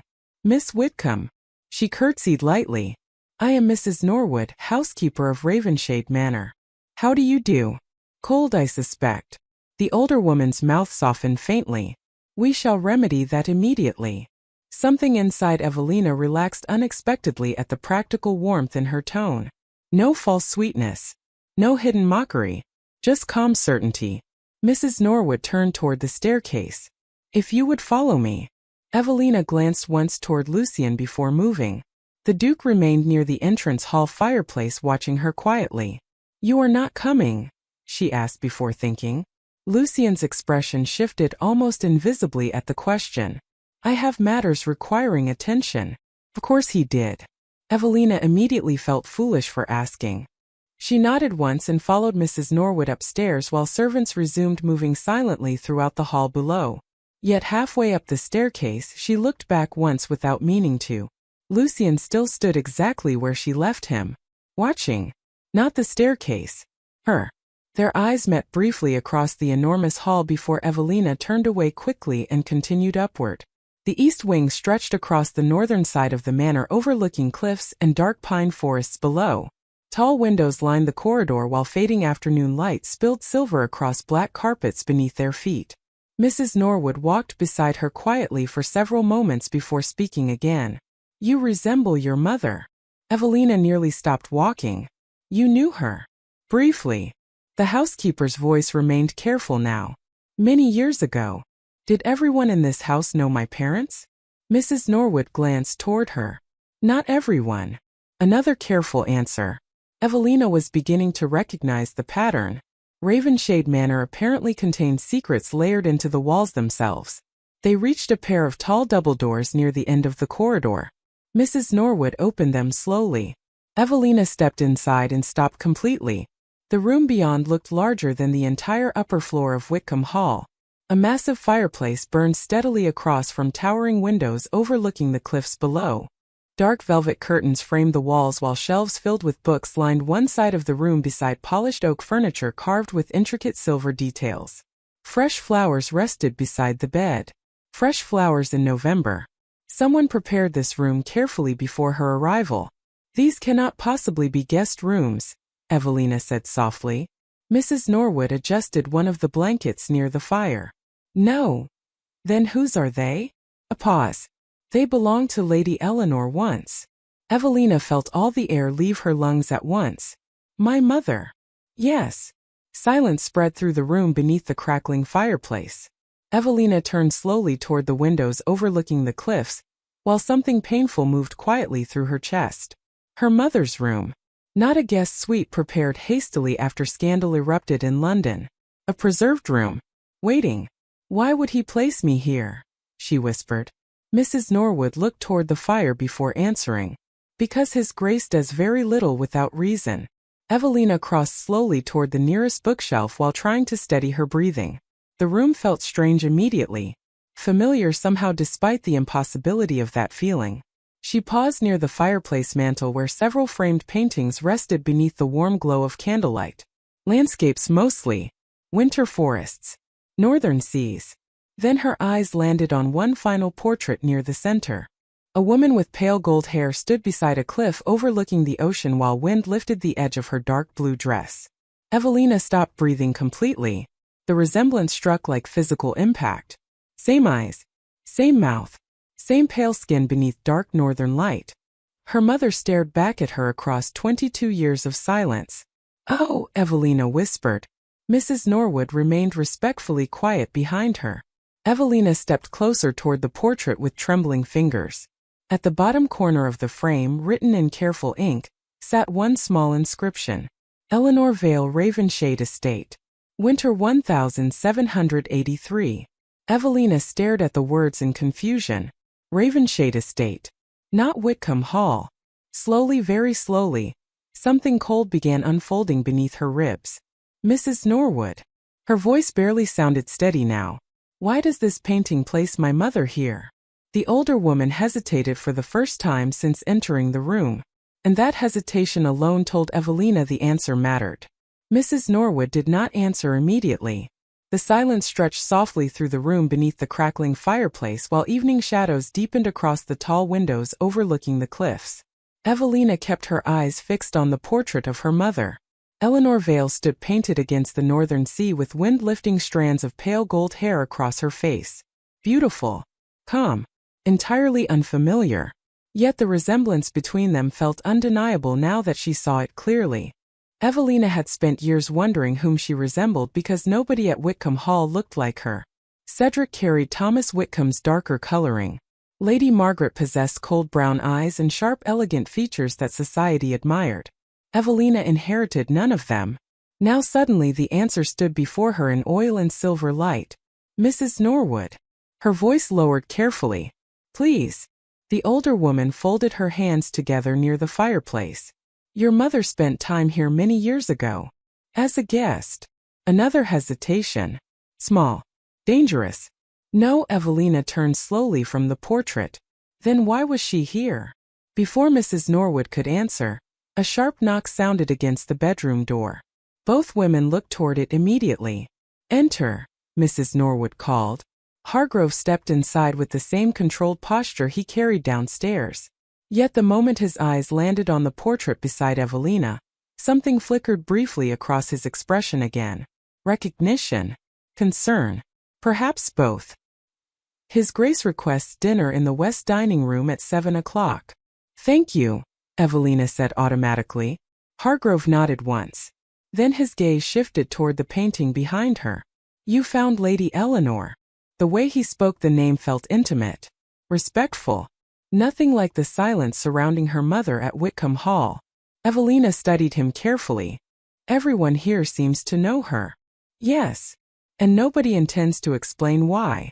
Hargrove remained perfectly still beneath her gaze. Certain matters belong to His Grace. My mother belongs to me. The words escaped sharper than intended.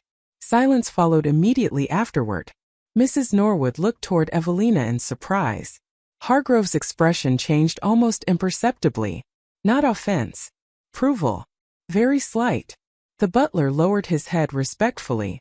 Indeed she does, Miss Whitcomb. He withdrew moments later, leaving the room quiet once again beneath the distant sound of winter wind against the cliffs outside. Evelina exhaled slowly after the door closed. Everyone in this house speaks as though they know something I do not. Mrs. Norwood approached the fireplace carefully before adjusting another log into the flames. That is because they do. And Lucien expects me simply to tolerate it. His Grace expects caution. Evelina crossed slowly toward the nearest window overlooking the sea below. Darkness had begun gathering across the northern cliffs while waves crashed faintly against black rocks far beneath the manor. The isolation of Ravenshade suddenly felt enormous. Beautiful. But enormous. Do you trust him? She asked quietly. Mrs. Norwood looked genuinely surprised by the question. Entirely. Why? The older woman's expression softened faintly beside the firelight. Because I have watched him spend 12 years protecting a promise nobody else remembered. Evelina turned sharply from the window. What does that mean? Mrs. Norwood immediately realized she had revealed too much. Evelina saw it happen across her face. You should ask His Grace. Everyone keeps saying that. Frustration rose again beneath her voice. Yet every answer only creates more questions. That is often how truth arrives. Evelina pressed one hand lightly against the cold glass beside her while trying to steady the confusion building through her thoughts. Ravenshade Manor felt wrong in ways she could not explain. Not threatening. Familiar. The servants looked at her too carefully. The housekeeper recognized her mother. Her room once belonged to Eleanor Vale. Even the silence inside the manor felt expectant somehow, as though the house itself had been waiting for her arrival long before she knew it herself. Mrs. Norwood moved quietly toward the wardrobe near the fireplace. There are dresses prepared for dinner. Evelina frowned immediately. Prepared. The older woman opened the wardrobe doors slowly. Inside hung several gowns in dark winter colors trimmed with elegant silver stitching. None belonged to her. Evelina stared at them in disbelief. These cannot possibly have been arranged overnight. Mrs. Norwood remained calm beside the wardrobe. No cold moved slowly down Evelina's spine. How long has Lucien known I was coming here? Another careful silence. That answer alone became enough.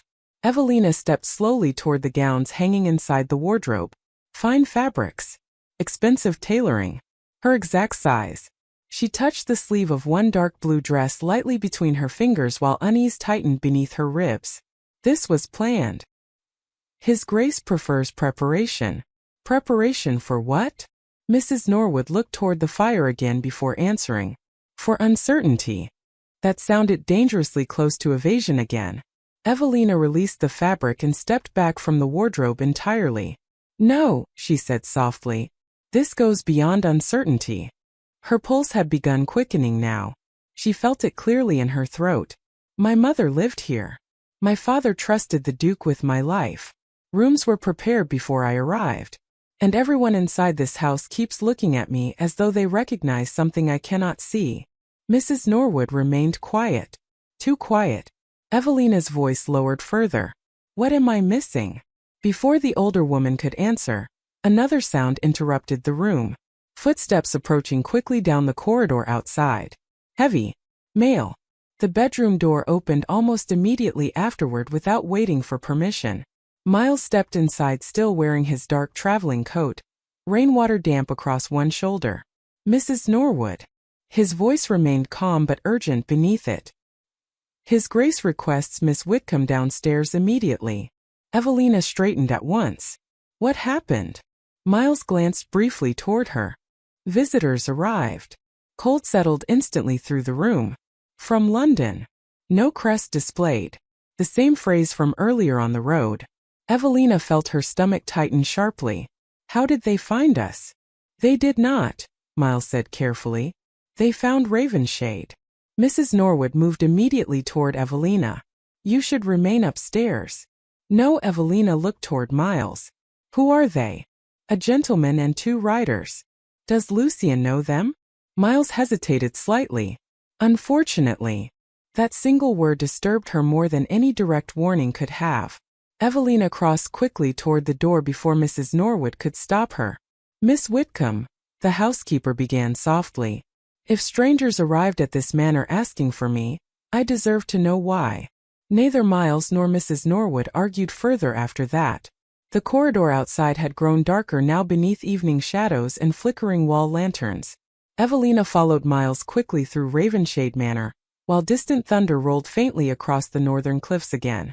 Somewhere below, she heard the low echo of male voices carrying through the entrance hall. One voice unfamiliar, sharp, educated, angry. The closer they moved toward the staircase, the more clearly she heard it. You cannot possibly believe hiding her here will solve this. Evelina slowed instantly near the upper landing. The voice below continued before Lucien answered. I do not require your permission. No, the stranger replied coldly. You require your sanity. Evelina stepped closer toward the staircase railing. The entrance hall below glowed gold beneath massive chandeliers while Lucien stood near the fireplace with one hand resting against his cane. Across from him stood another man approximately his age dressed in a dark charcoal coat still wet from travel. Tall, sharp-featured, blonde hair touched faintly with silver near the temples. His posture carried the polished confidence of old aristocratic families. Yet his attention shifted instantly the moment he noticed Evelina standing above the staircase. Silence crashed through the hall immediately afterward. The stranger stared upward at her with visible shock spreading slowly across his face. Real shock. Not polite surprise. Something deeper. Older. Dear God, he said softly. Evelina felt every servant in the hall go still at once. The man below continued staring at her as though he had seen a ghost rise from the dead. Then finally, almost under his breath, he whispered words that made the entire room colder. She has Eleanor's eyes. The silence that followed felt almost physical. Evelina stood motionless at the top of the staircase while every person in the entrance hall below remained perfectly still beneath the chandelier light. The stranger continued staring at her with unmistakable shock across his face. Not polite curiosity. Recognition. The same recognition she had begun seeing throughout Ravenshade Manor since arriving. Lucien's expression hardened immediately beside the fireplace. Careful, Adrian. The man finally looked away from Evelina toward the Duke. You brought her here. Obviously. After all these years. Lucien's voice cooled another degree.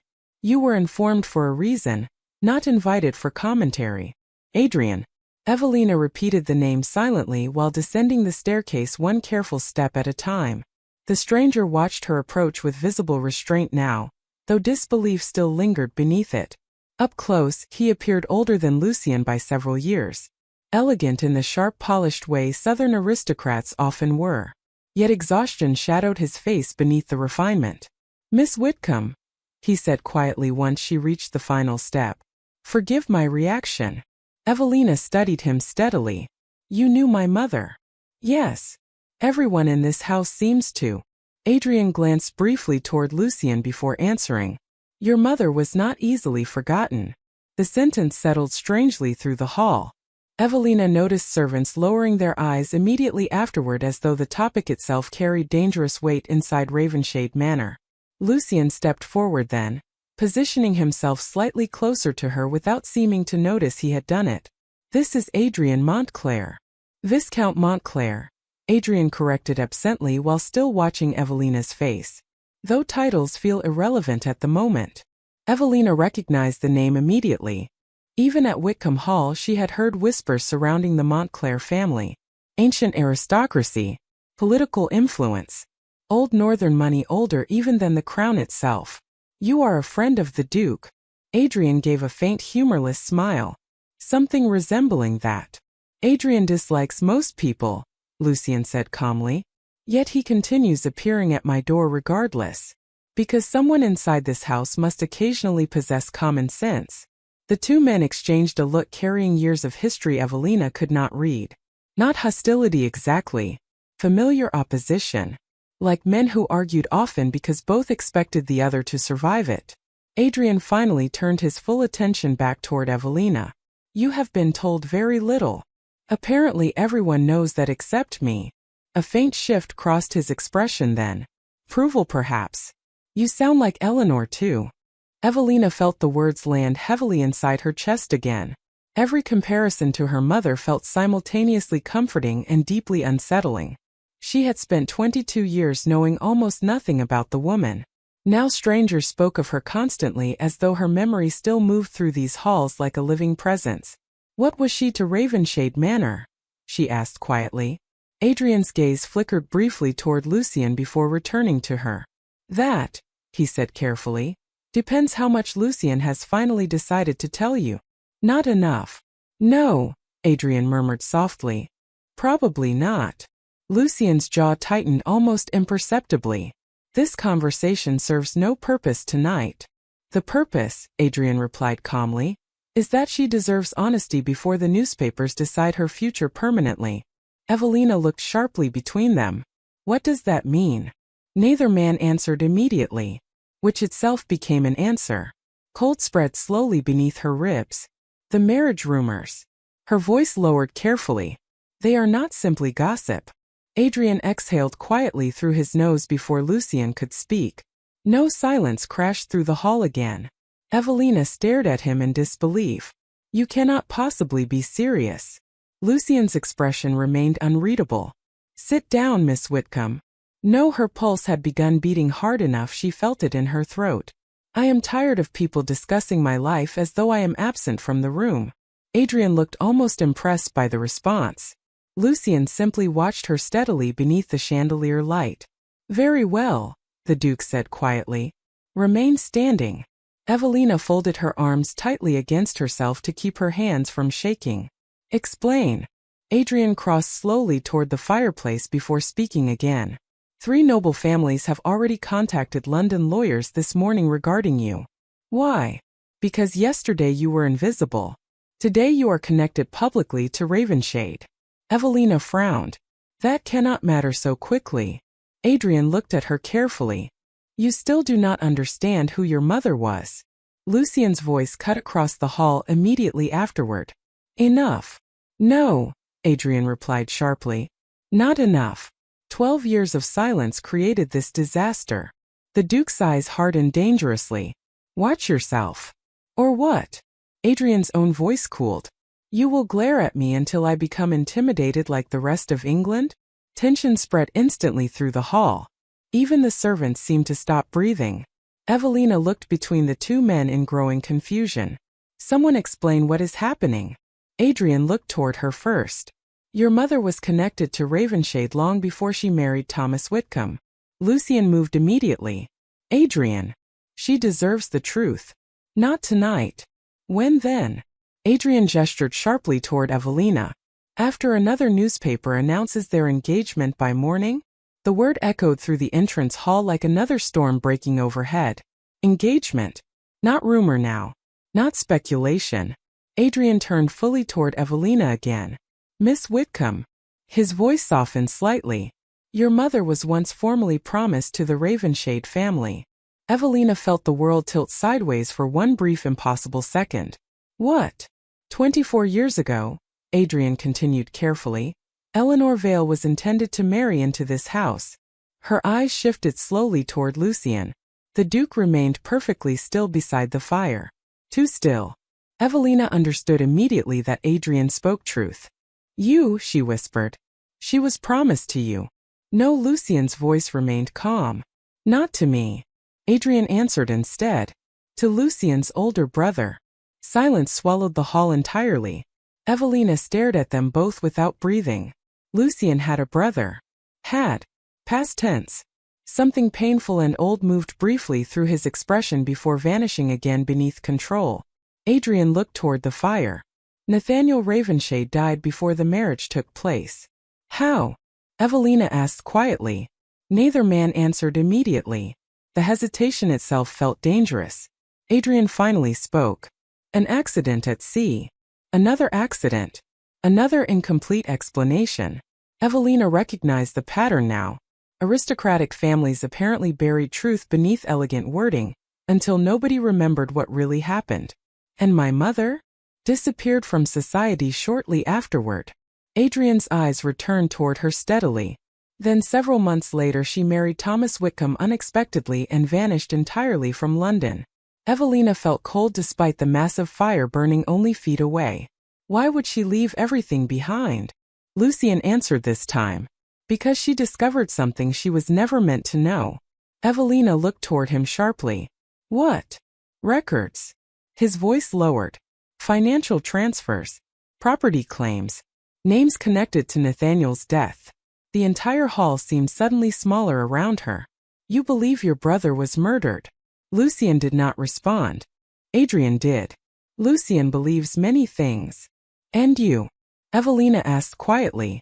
Adrian held her gaze for several seconds before answering.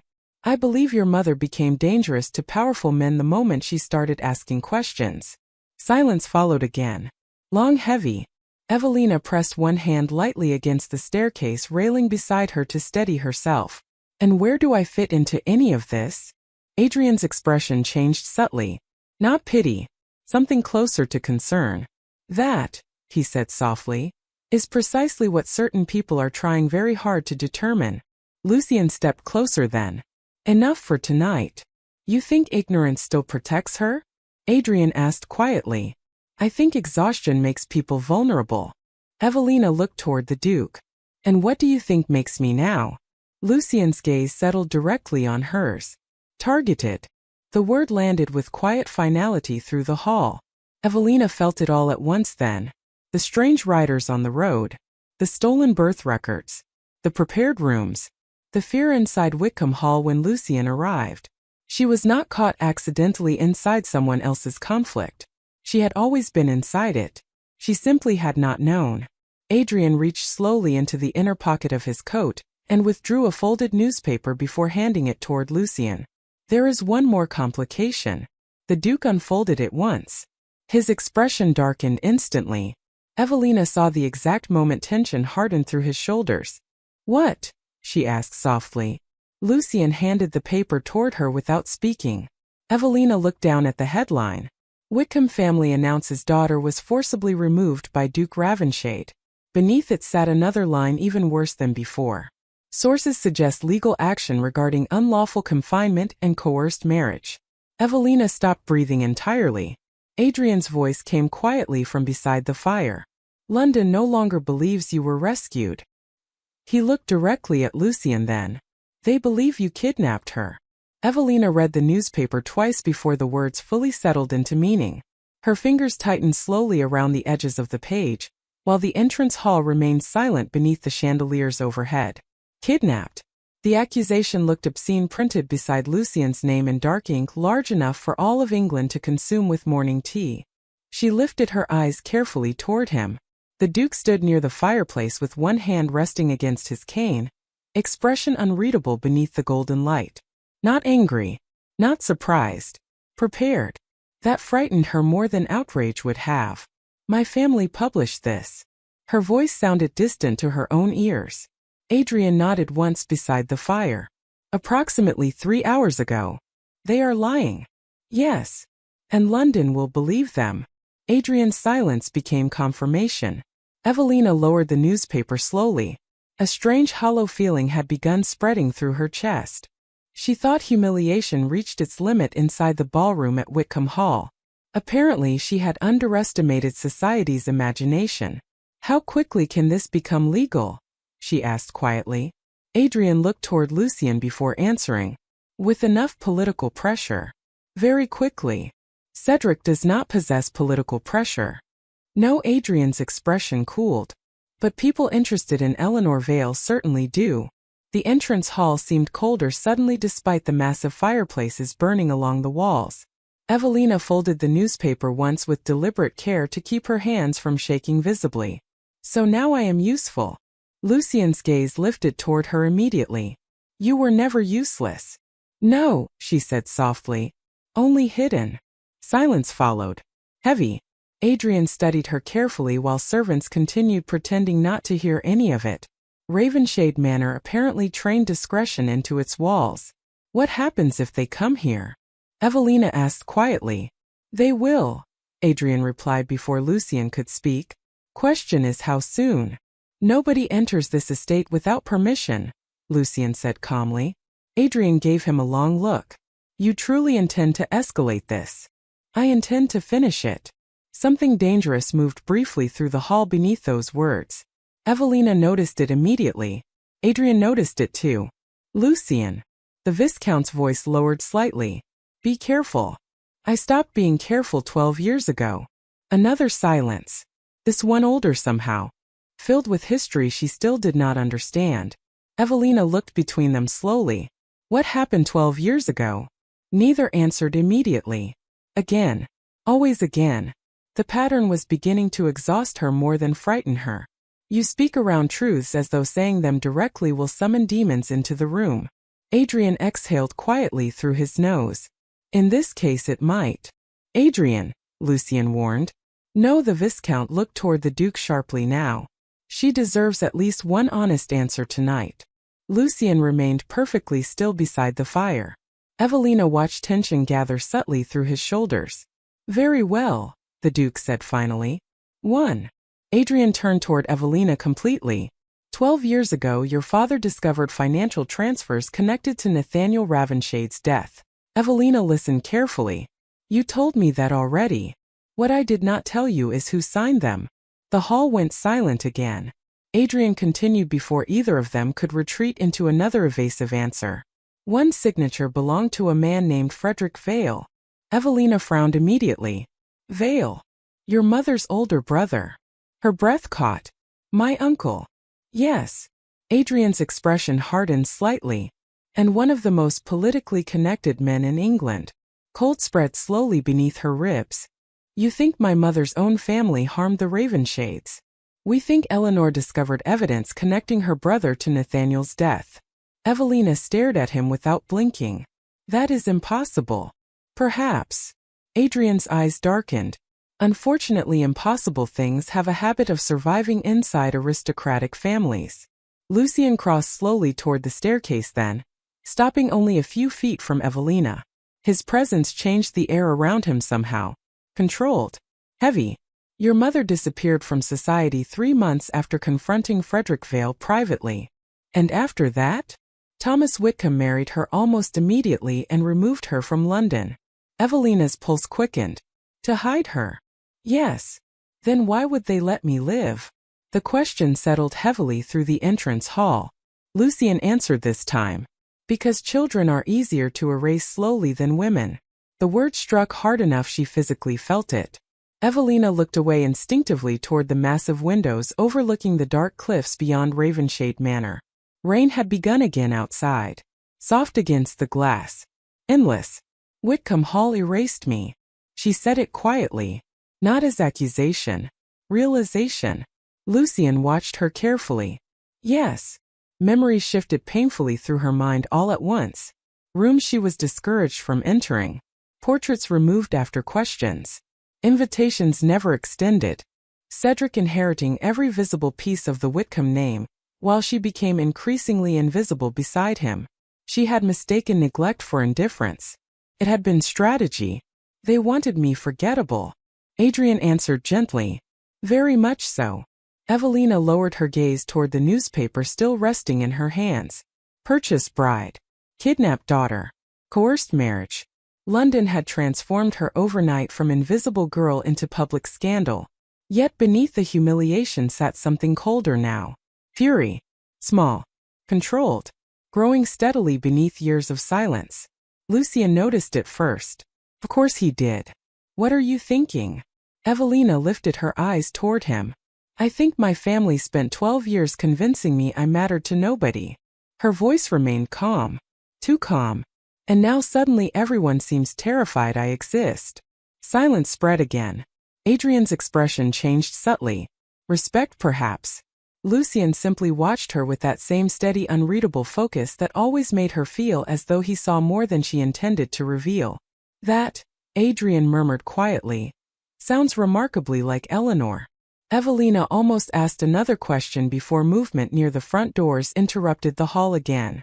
One of the guards entered quickly from outside, rainwater darkening his coat. Carter. Your Grace. Lucien turned immediately. Report. Riders near the southern ridge. The hall tightened instantly around the words. How many? 5 visible. Possibly more behind the trees. Adrian swore softly under his breath. Lucien's expression never changed. Distance. 1/2 mile and closing slowly. Evelina felt her heartbeat quicken hard enough to hear it. Who are they? Carter glanced briefly toward her. No official crest displayed. Again, Adrian muttered coldly. Lucien's gaze sharpened toward the windows overlooking the cliffs. Lock the south gates. Already done. Double patrol rotation tonight. Yes, Your Grace. Carter disappeared again without another word. Evelina looked toward Lucien in disbelief. This is because of me. Partially. You say that as though there are other enemies circling your estate regularly. There are. The answer came so calmly she almost laughed from sheer disbelief. Adrian crossed slowly toward the fireplace again while rubbing one hand tiredly across his face. Lucien. No, the Duke's voice sharpened slightly. Do not start. You brought her directly into the center of this. She was already in the center. Adrian looked toward Evelina, then back at Lucien. And now she is visible. Silence followed. Heavy and final. Evelina suddenly understood something else too. Lucien had not brought her here simply because he promised her father protection. Ravenshade Manor was not temporary refuge. It was battlefield ground already prepared long before her arrival. The realization settled coldly through her chest. You expected this, she said quietly to Lucien. Not the timing, but the conflict itself. The Duke held her gaze steadily. Yes. Then why not tell me before bringing me here? Something unreadable shifted behind his eyes then. Regret perhaps. Because once you understood the truth, you might have refused protection out of pride. Evelina stared at him. And would that have mattered? No, the answer arrived instantly. Absolute. I would have taken you anyway. Silence crashed through the hall again after that. Adrian looked away immediately toward the fire as though suddenly fascinated by the flames. Even the servants seemed to freeze. Evelina felt her pulse stumble unevenly beneath her throat. Lucien realized what he had admitted approximately 1 second too late. Yet unlike most men, he did not retreat from it. He simply continued watching her with calm, terrifying honesty. You cannot say things like that as though they are reasonable. I can if they are true. The storm outside intensified suddenly against the windows. Rain lashed across the cliffs beyond Ravenshade Manor while somewhere far below the sea crashed violently against black northern stone. Evelina stood motionless at the center of the entrance hall with the newspaper trembling faintly in her hand, and realized something that frightened her more than the riders outside or the accusations spreading through London. Lucien Ravenshade had never intended to let her go. Dinner was never served that evening. The storm deepened across the northern cliffs while Ravenshade Manor settled into a tense, unnatural quiet that reminded Evelina of houses waiting for bad news. Servants moved more quickly through the corridors. Guards appeared beside entrances where none stood before. Every few minutes she caught the distant sound of boots crossing marble floors below the east wing. Preparation. The manor was preparing for something. Evelina stood alone beside the tall windows of her room, watching rain strike violently against the black sea beneath the cliffs. Far below, waves crashed against the rocks in pale bursts of white foam swallowed instantly by darkness again.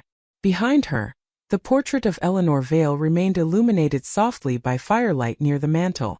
Her mother's eyes seemed almost alive inside the painting. Watching. Waiting. Evelina pressed one hand lightly against the cold window glass. Lucien Ravenshade had never intended to let her leave. The realization continued circling quietly through her thoughts hours after he spoke the words downstairs. Not because he desired control for its own sake. Something more dangerous than that. Certainty. He believed protecting her justified removing her choices entirely if necessary. The thought should have frightened her more than it did.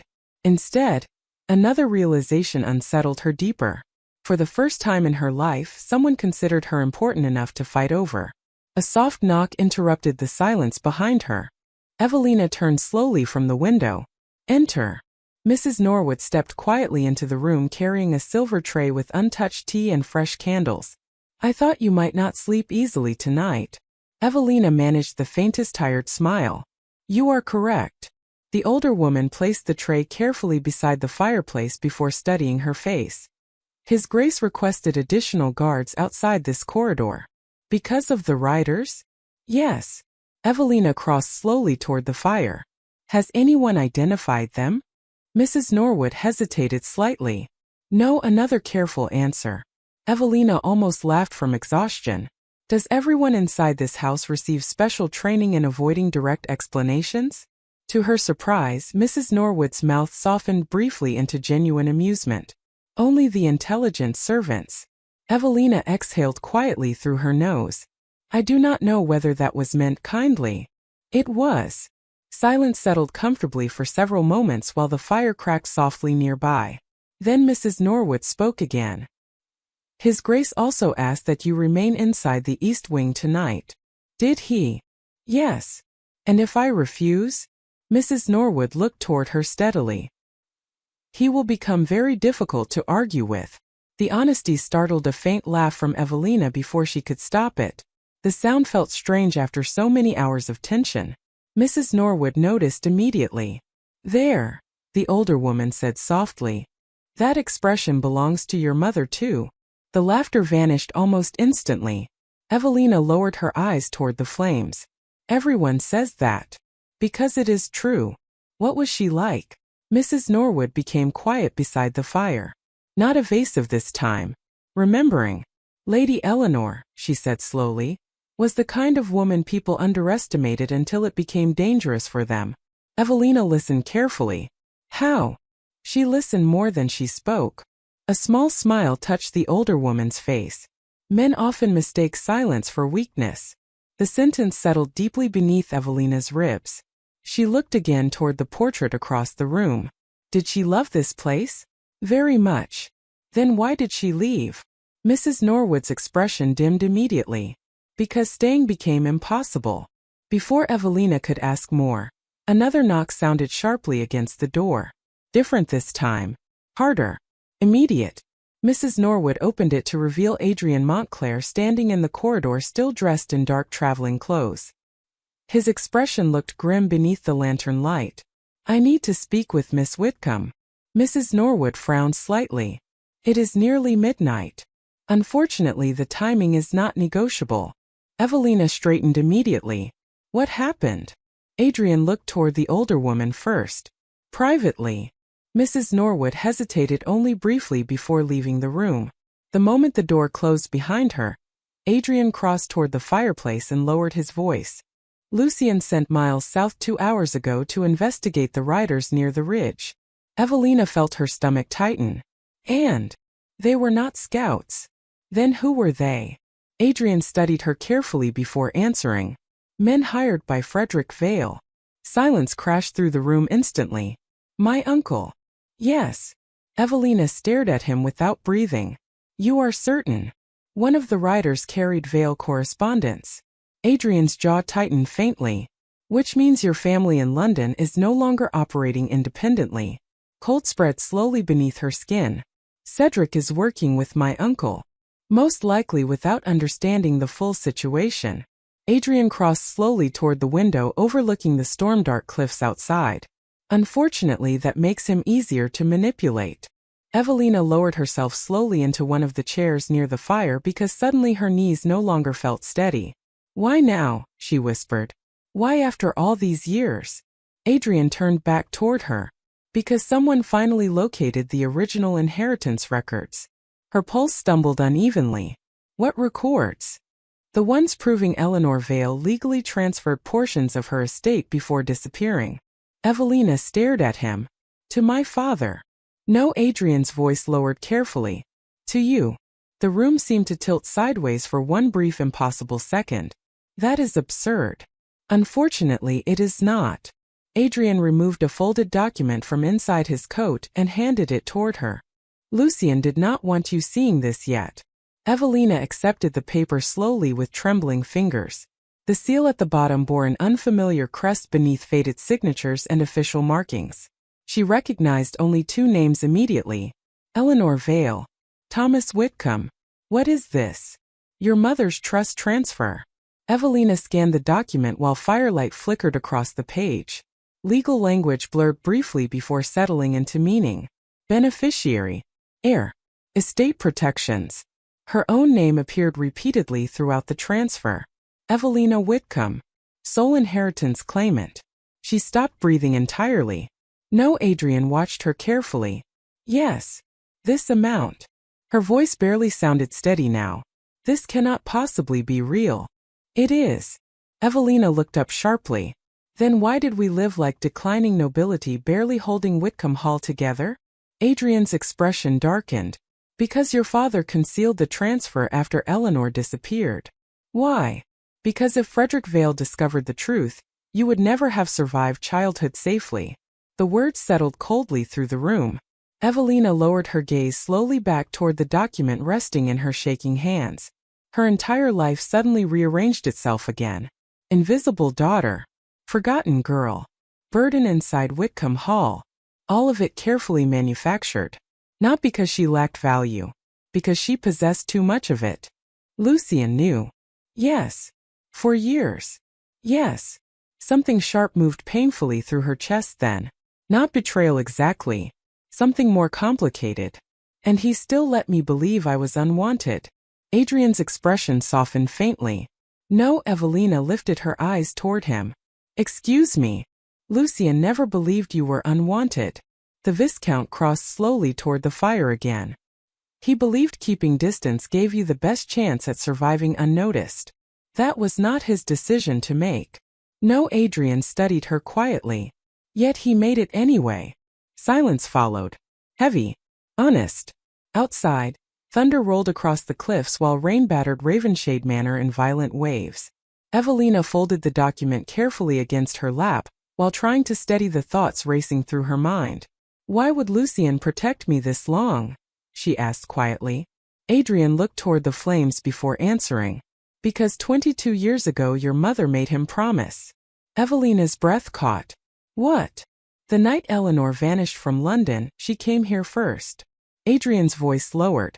She knew Frederick Vale had begun searching for the inheritance records. She knew Nathaniel's death was not accidental. And she knew Lucien was the only Ravenshade ruthless enough to survive what came next. The room felt impossibly still around them now. She asked him to protect me. No, Adrian's eyes lifted toward hers steadily. She asked him to claim you if necessary. Silence swallowed the room entirely. Evelina stared at him without moving. Claim me. Legally. Publicly. Permanently if required. Adrian exhaled quietly. Your mother believed marriage into Ravenshade was the only protection powerful enough to stop Frederick Vale from destroying your future. The fire cracked sharply beside them. Evelina suddenly understood every newspaper headline. Every rumor. Every prepared room. Every absolute statement from Lucien since arriving at Ravenshade Manor. He was not improvising protection. He was fulfilling instructions left behind decades earlier. He planned to marry me. Adrian's expression became unreadable. Lucien planned many things. That is not an answer. No, he looked toward the storm-dark windows. But it is the truth. Before Evelina could speak again, rapid footsteps echoed suddenly through the corridor outside. A second later the bedroom door opened hard enough to strike the wall behind it. Lucien stepped inside, still wearing black gloves dampened with rainwater. His expression darkened immediately the moment he saw the document in Evelina's hands. Adrian. The single word carried unmistakable warning beneath it. Adrian did not flinch. She deserved honesty. Lucien's eyes shifted slowly toward Evelina then. For the first time since meeting him, she saw something dangerously close to uncertainty move behind his controlled expression. Very brief. Gone almost instantly. But real.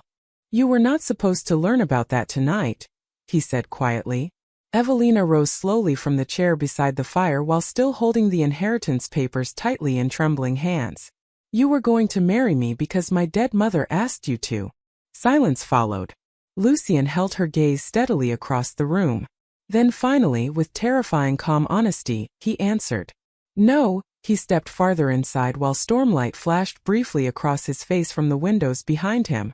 I was going to marry you because after 22 years of watching shadows circle your life, I no longer trust anyone else to keep you safe. Silence settled through the room after Lucien spoke. Not empty silence. Heavy silence. The kind that changed shape once truth finally entered it. Evelina stood motionless beside the fire with the inheritance documents trembling faintly between her fingers while stormlight flashed silver against the windows overlooking the cliffs. Adrian remained near the doorway watching both of them carefully, though even he seemed to understand the moment no longer belonged to him. Lucien's gaze never left Evelina's face. Calm, steady, entirely without apology. That frightened her most of all. He truly believed every decision he made regarding her was justified. You watched my life for 22 years. Her voice sounded softer now, less shocked, more exhausted by the scale of it. Lucien removed his glove slowly, one finger at a time before answering. Not constantly. Enough. Yes.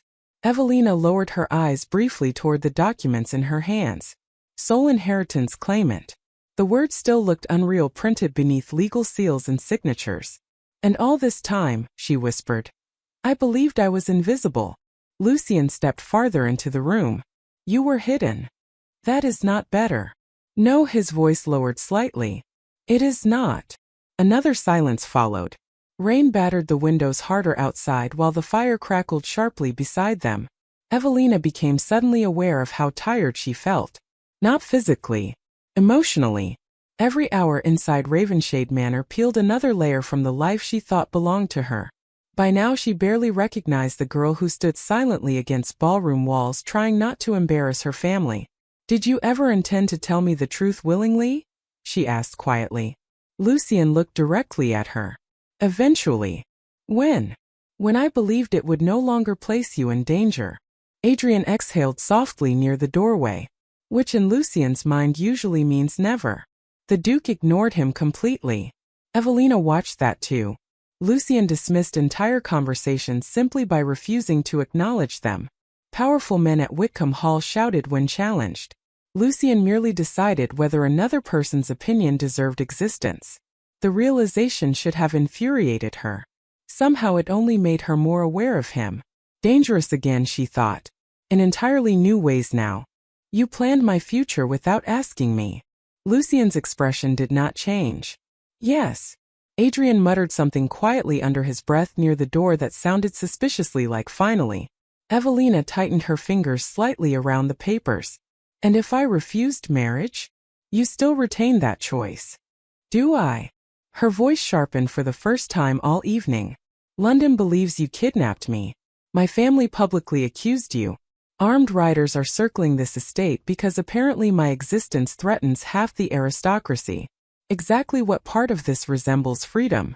Silence crashed through the room again. Adrian looked away toward the storm outside. Lucien remained still for several long seconds before finally answering. None of it. The honesty stole the next response from her lips entirely. He did not defend himself. Did not soften the truth.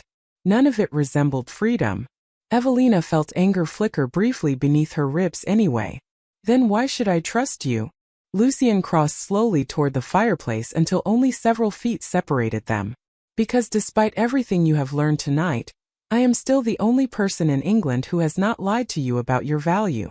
The words landed hard enough she physically felt it. Evelina looked up sharply toward him. Firelight moved across the severe lines of his face while storm shadows shifted behind him across the walls. You speak as though value matters more than choice. At the moment, Lucien said quietly, it may determine whether you survive this. Adrian finally stepped forward again before the silence deepened further. Lucien. His voice remained calm but careful now. The riders are not the only problem. Lucien looked toward him immediately. What else? Adrian withdrew another folded letter from inside his coat. This arrived in London before I left. The Duke accepted it with visible tension hardening subtly through his shoulders as he read. Evelina watched the exact second his expression changed. Not fear. Worse. Recognition. "What is it?" she asked quietly. Lucian folded the letter once without answering. Adrian looked toward her instead. "Frederick Vale has formally requested a private hearing before Parliament." Cold moved instantly through the room. Evelina frowned. "Regarding what?" Adrian hesitated briefly. "Your legitimacy." Silence swallowed everything after that. Evelina stared at him blankly for several seconds before understanding finally settled into meaning. No, Adrian's expression remained grim. "Yes. He cannot possibly challenge my birth after 22 years. He can if he claims Eleanor Vale's marriage records were falsified." Evelina felt the blood drain slowly from her face. "Why would he do that?" Lucian answered immediately. "Because if your legitimacy collapses, the inheritance returns to the Vale family." The room seemed suddenly smaller around her. Airless. She looked down at the inheritance papers still resting in her hands. All this chaos. All these lies. All these years. For money. For power. For ownership of estates she never even knew existed. "He is trying to erase me." The words escaped quietly. Adrian's eyes softened faintly. "Yes." Lucian's expression darkened beside the fire. "And he will fail." The certainty in his voice sent another strange shiver through her chest. Evelina looked toward him slowly. "How can you possibly know that?" Lucian stepped closer still. Near enough now that she noticed faint traces of rainwater still darkening the edge of his coat from outside. "Because Frederick Vale made one mistake." "What mistake?" The Duke held her gaze steadily. "He assumed you remained the frightened girl standing silently against ballroom walls." Something shifted inside her then. Small. Sharp. Final somehow. She remembered Cedric laughing while noblemen bid over her like entertainment between dances. She remembered Lady Margaret watching silently while humiliation unfolded across Wickham Hall beneath crystal chandeliers. She remembered 22 years spent shrinking herself smaller because everyone around her benefited from her silence. And now suddenly powerful men feared her existence enough to send riders across northern England during storms. Evelina lowered the inheritance documents slowly onto the table beside the fire. Her hands no longer trembled. "What happens at this hearing?" Adrian answered carefully. "If Frederick succeeds, your claim disappears permanently. And if he fails?" Lucian's voice came low beside her. "Then the Vale family loses control of half the northern shipping routes in England." Evelina blinked once slowly. "That much?" "More." Another silence followed.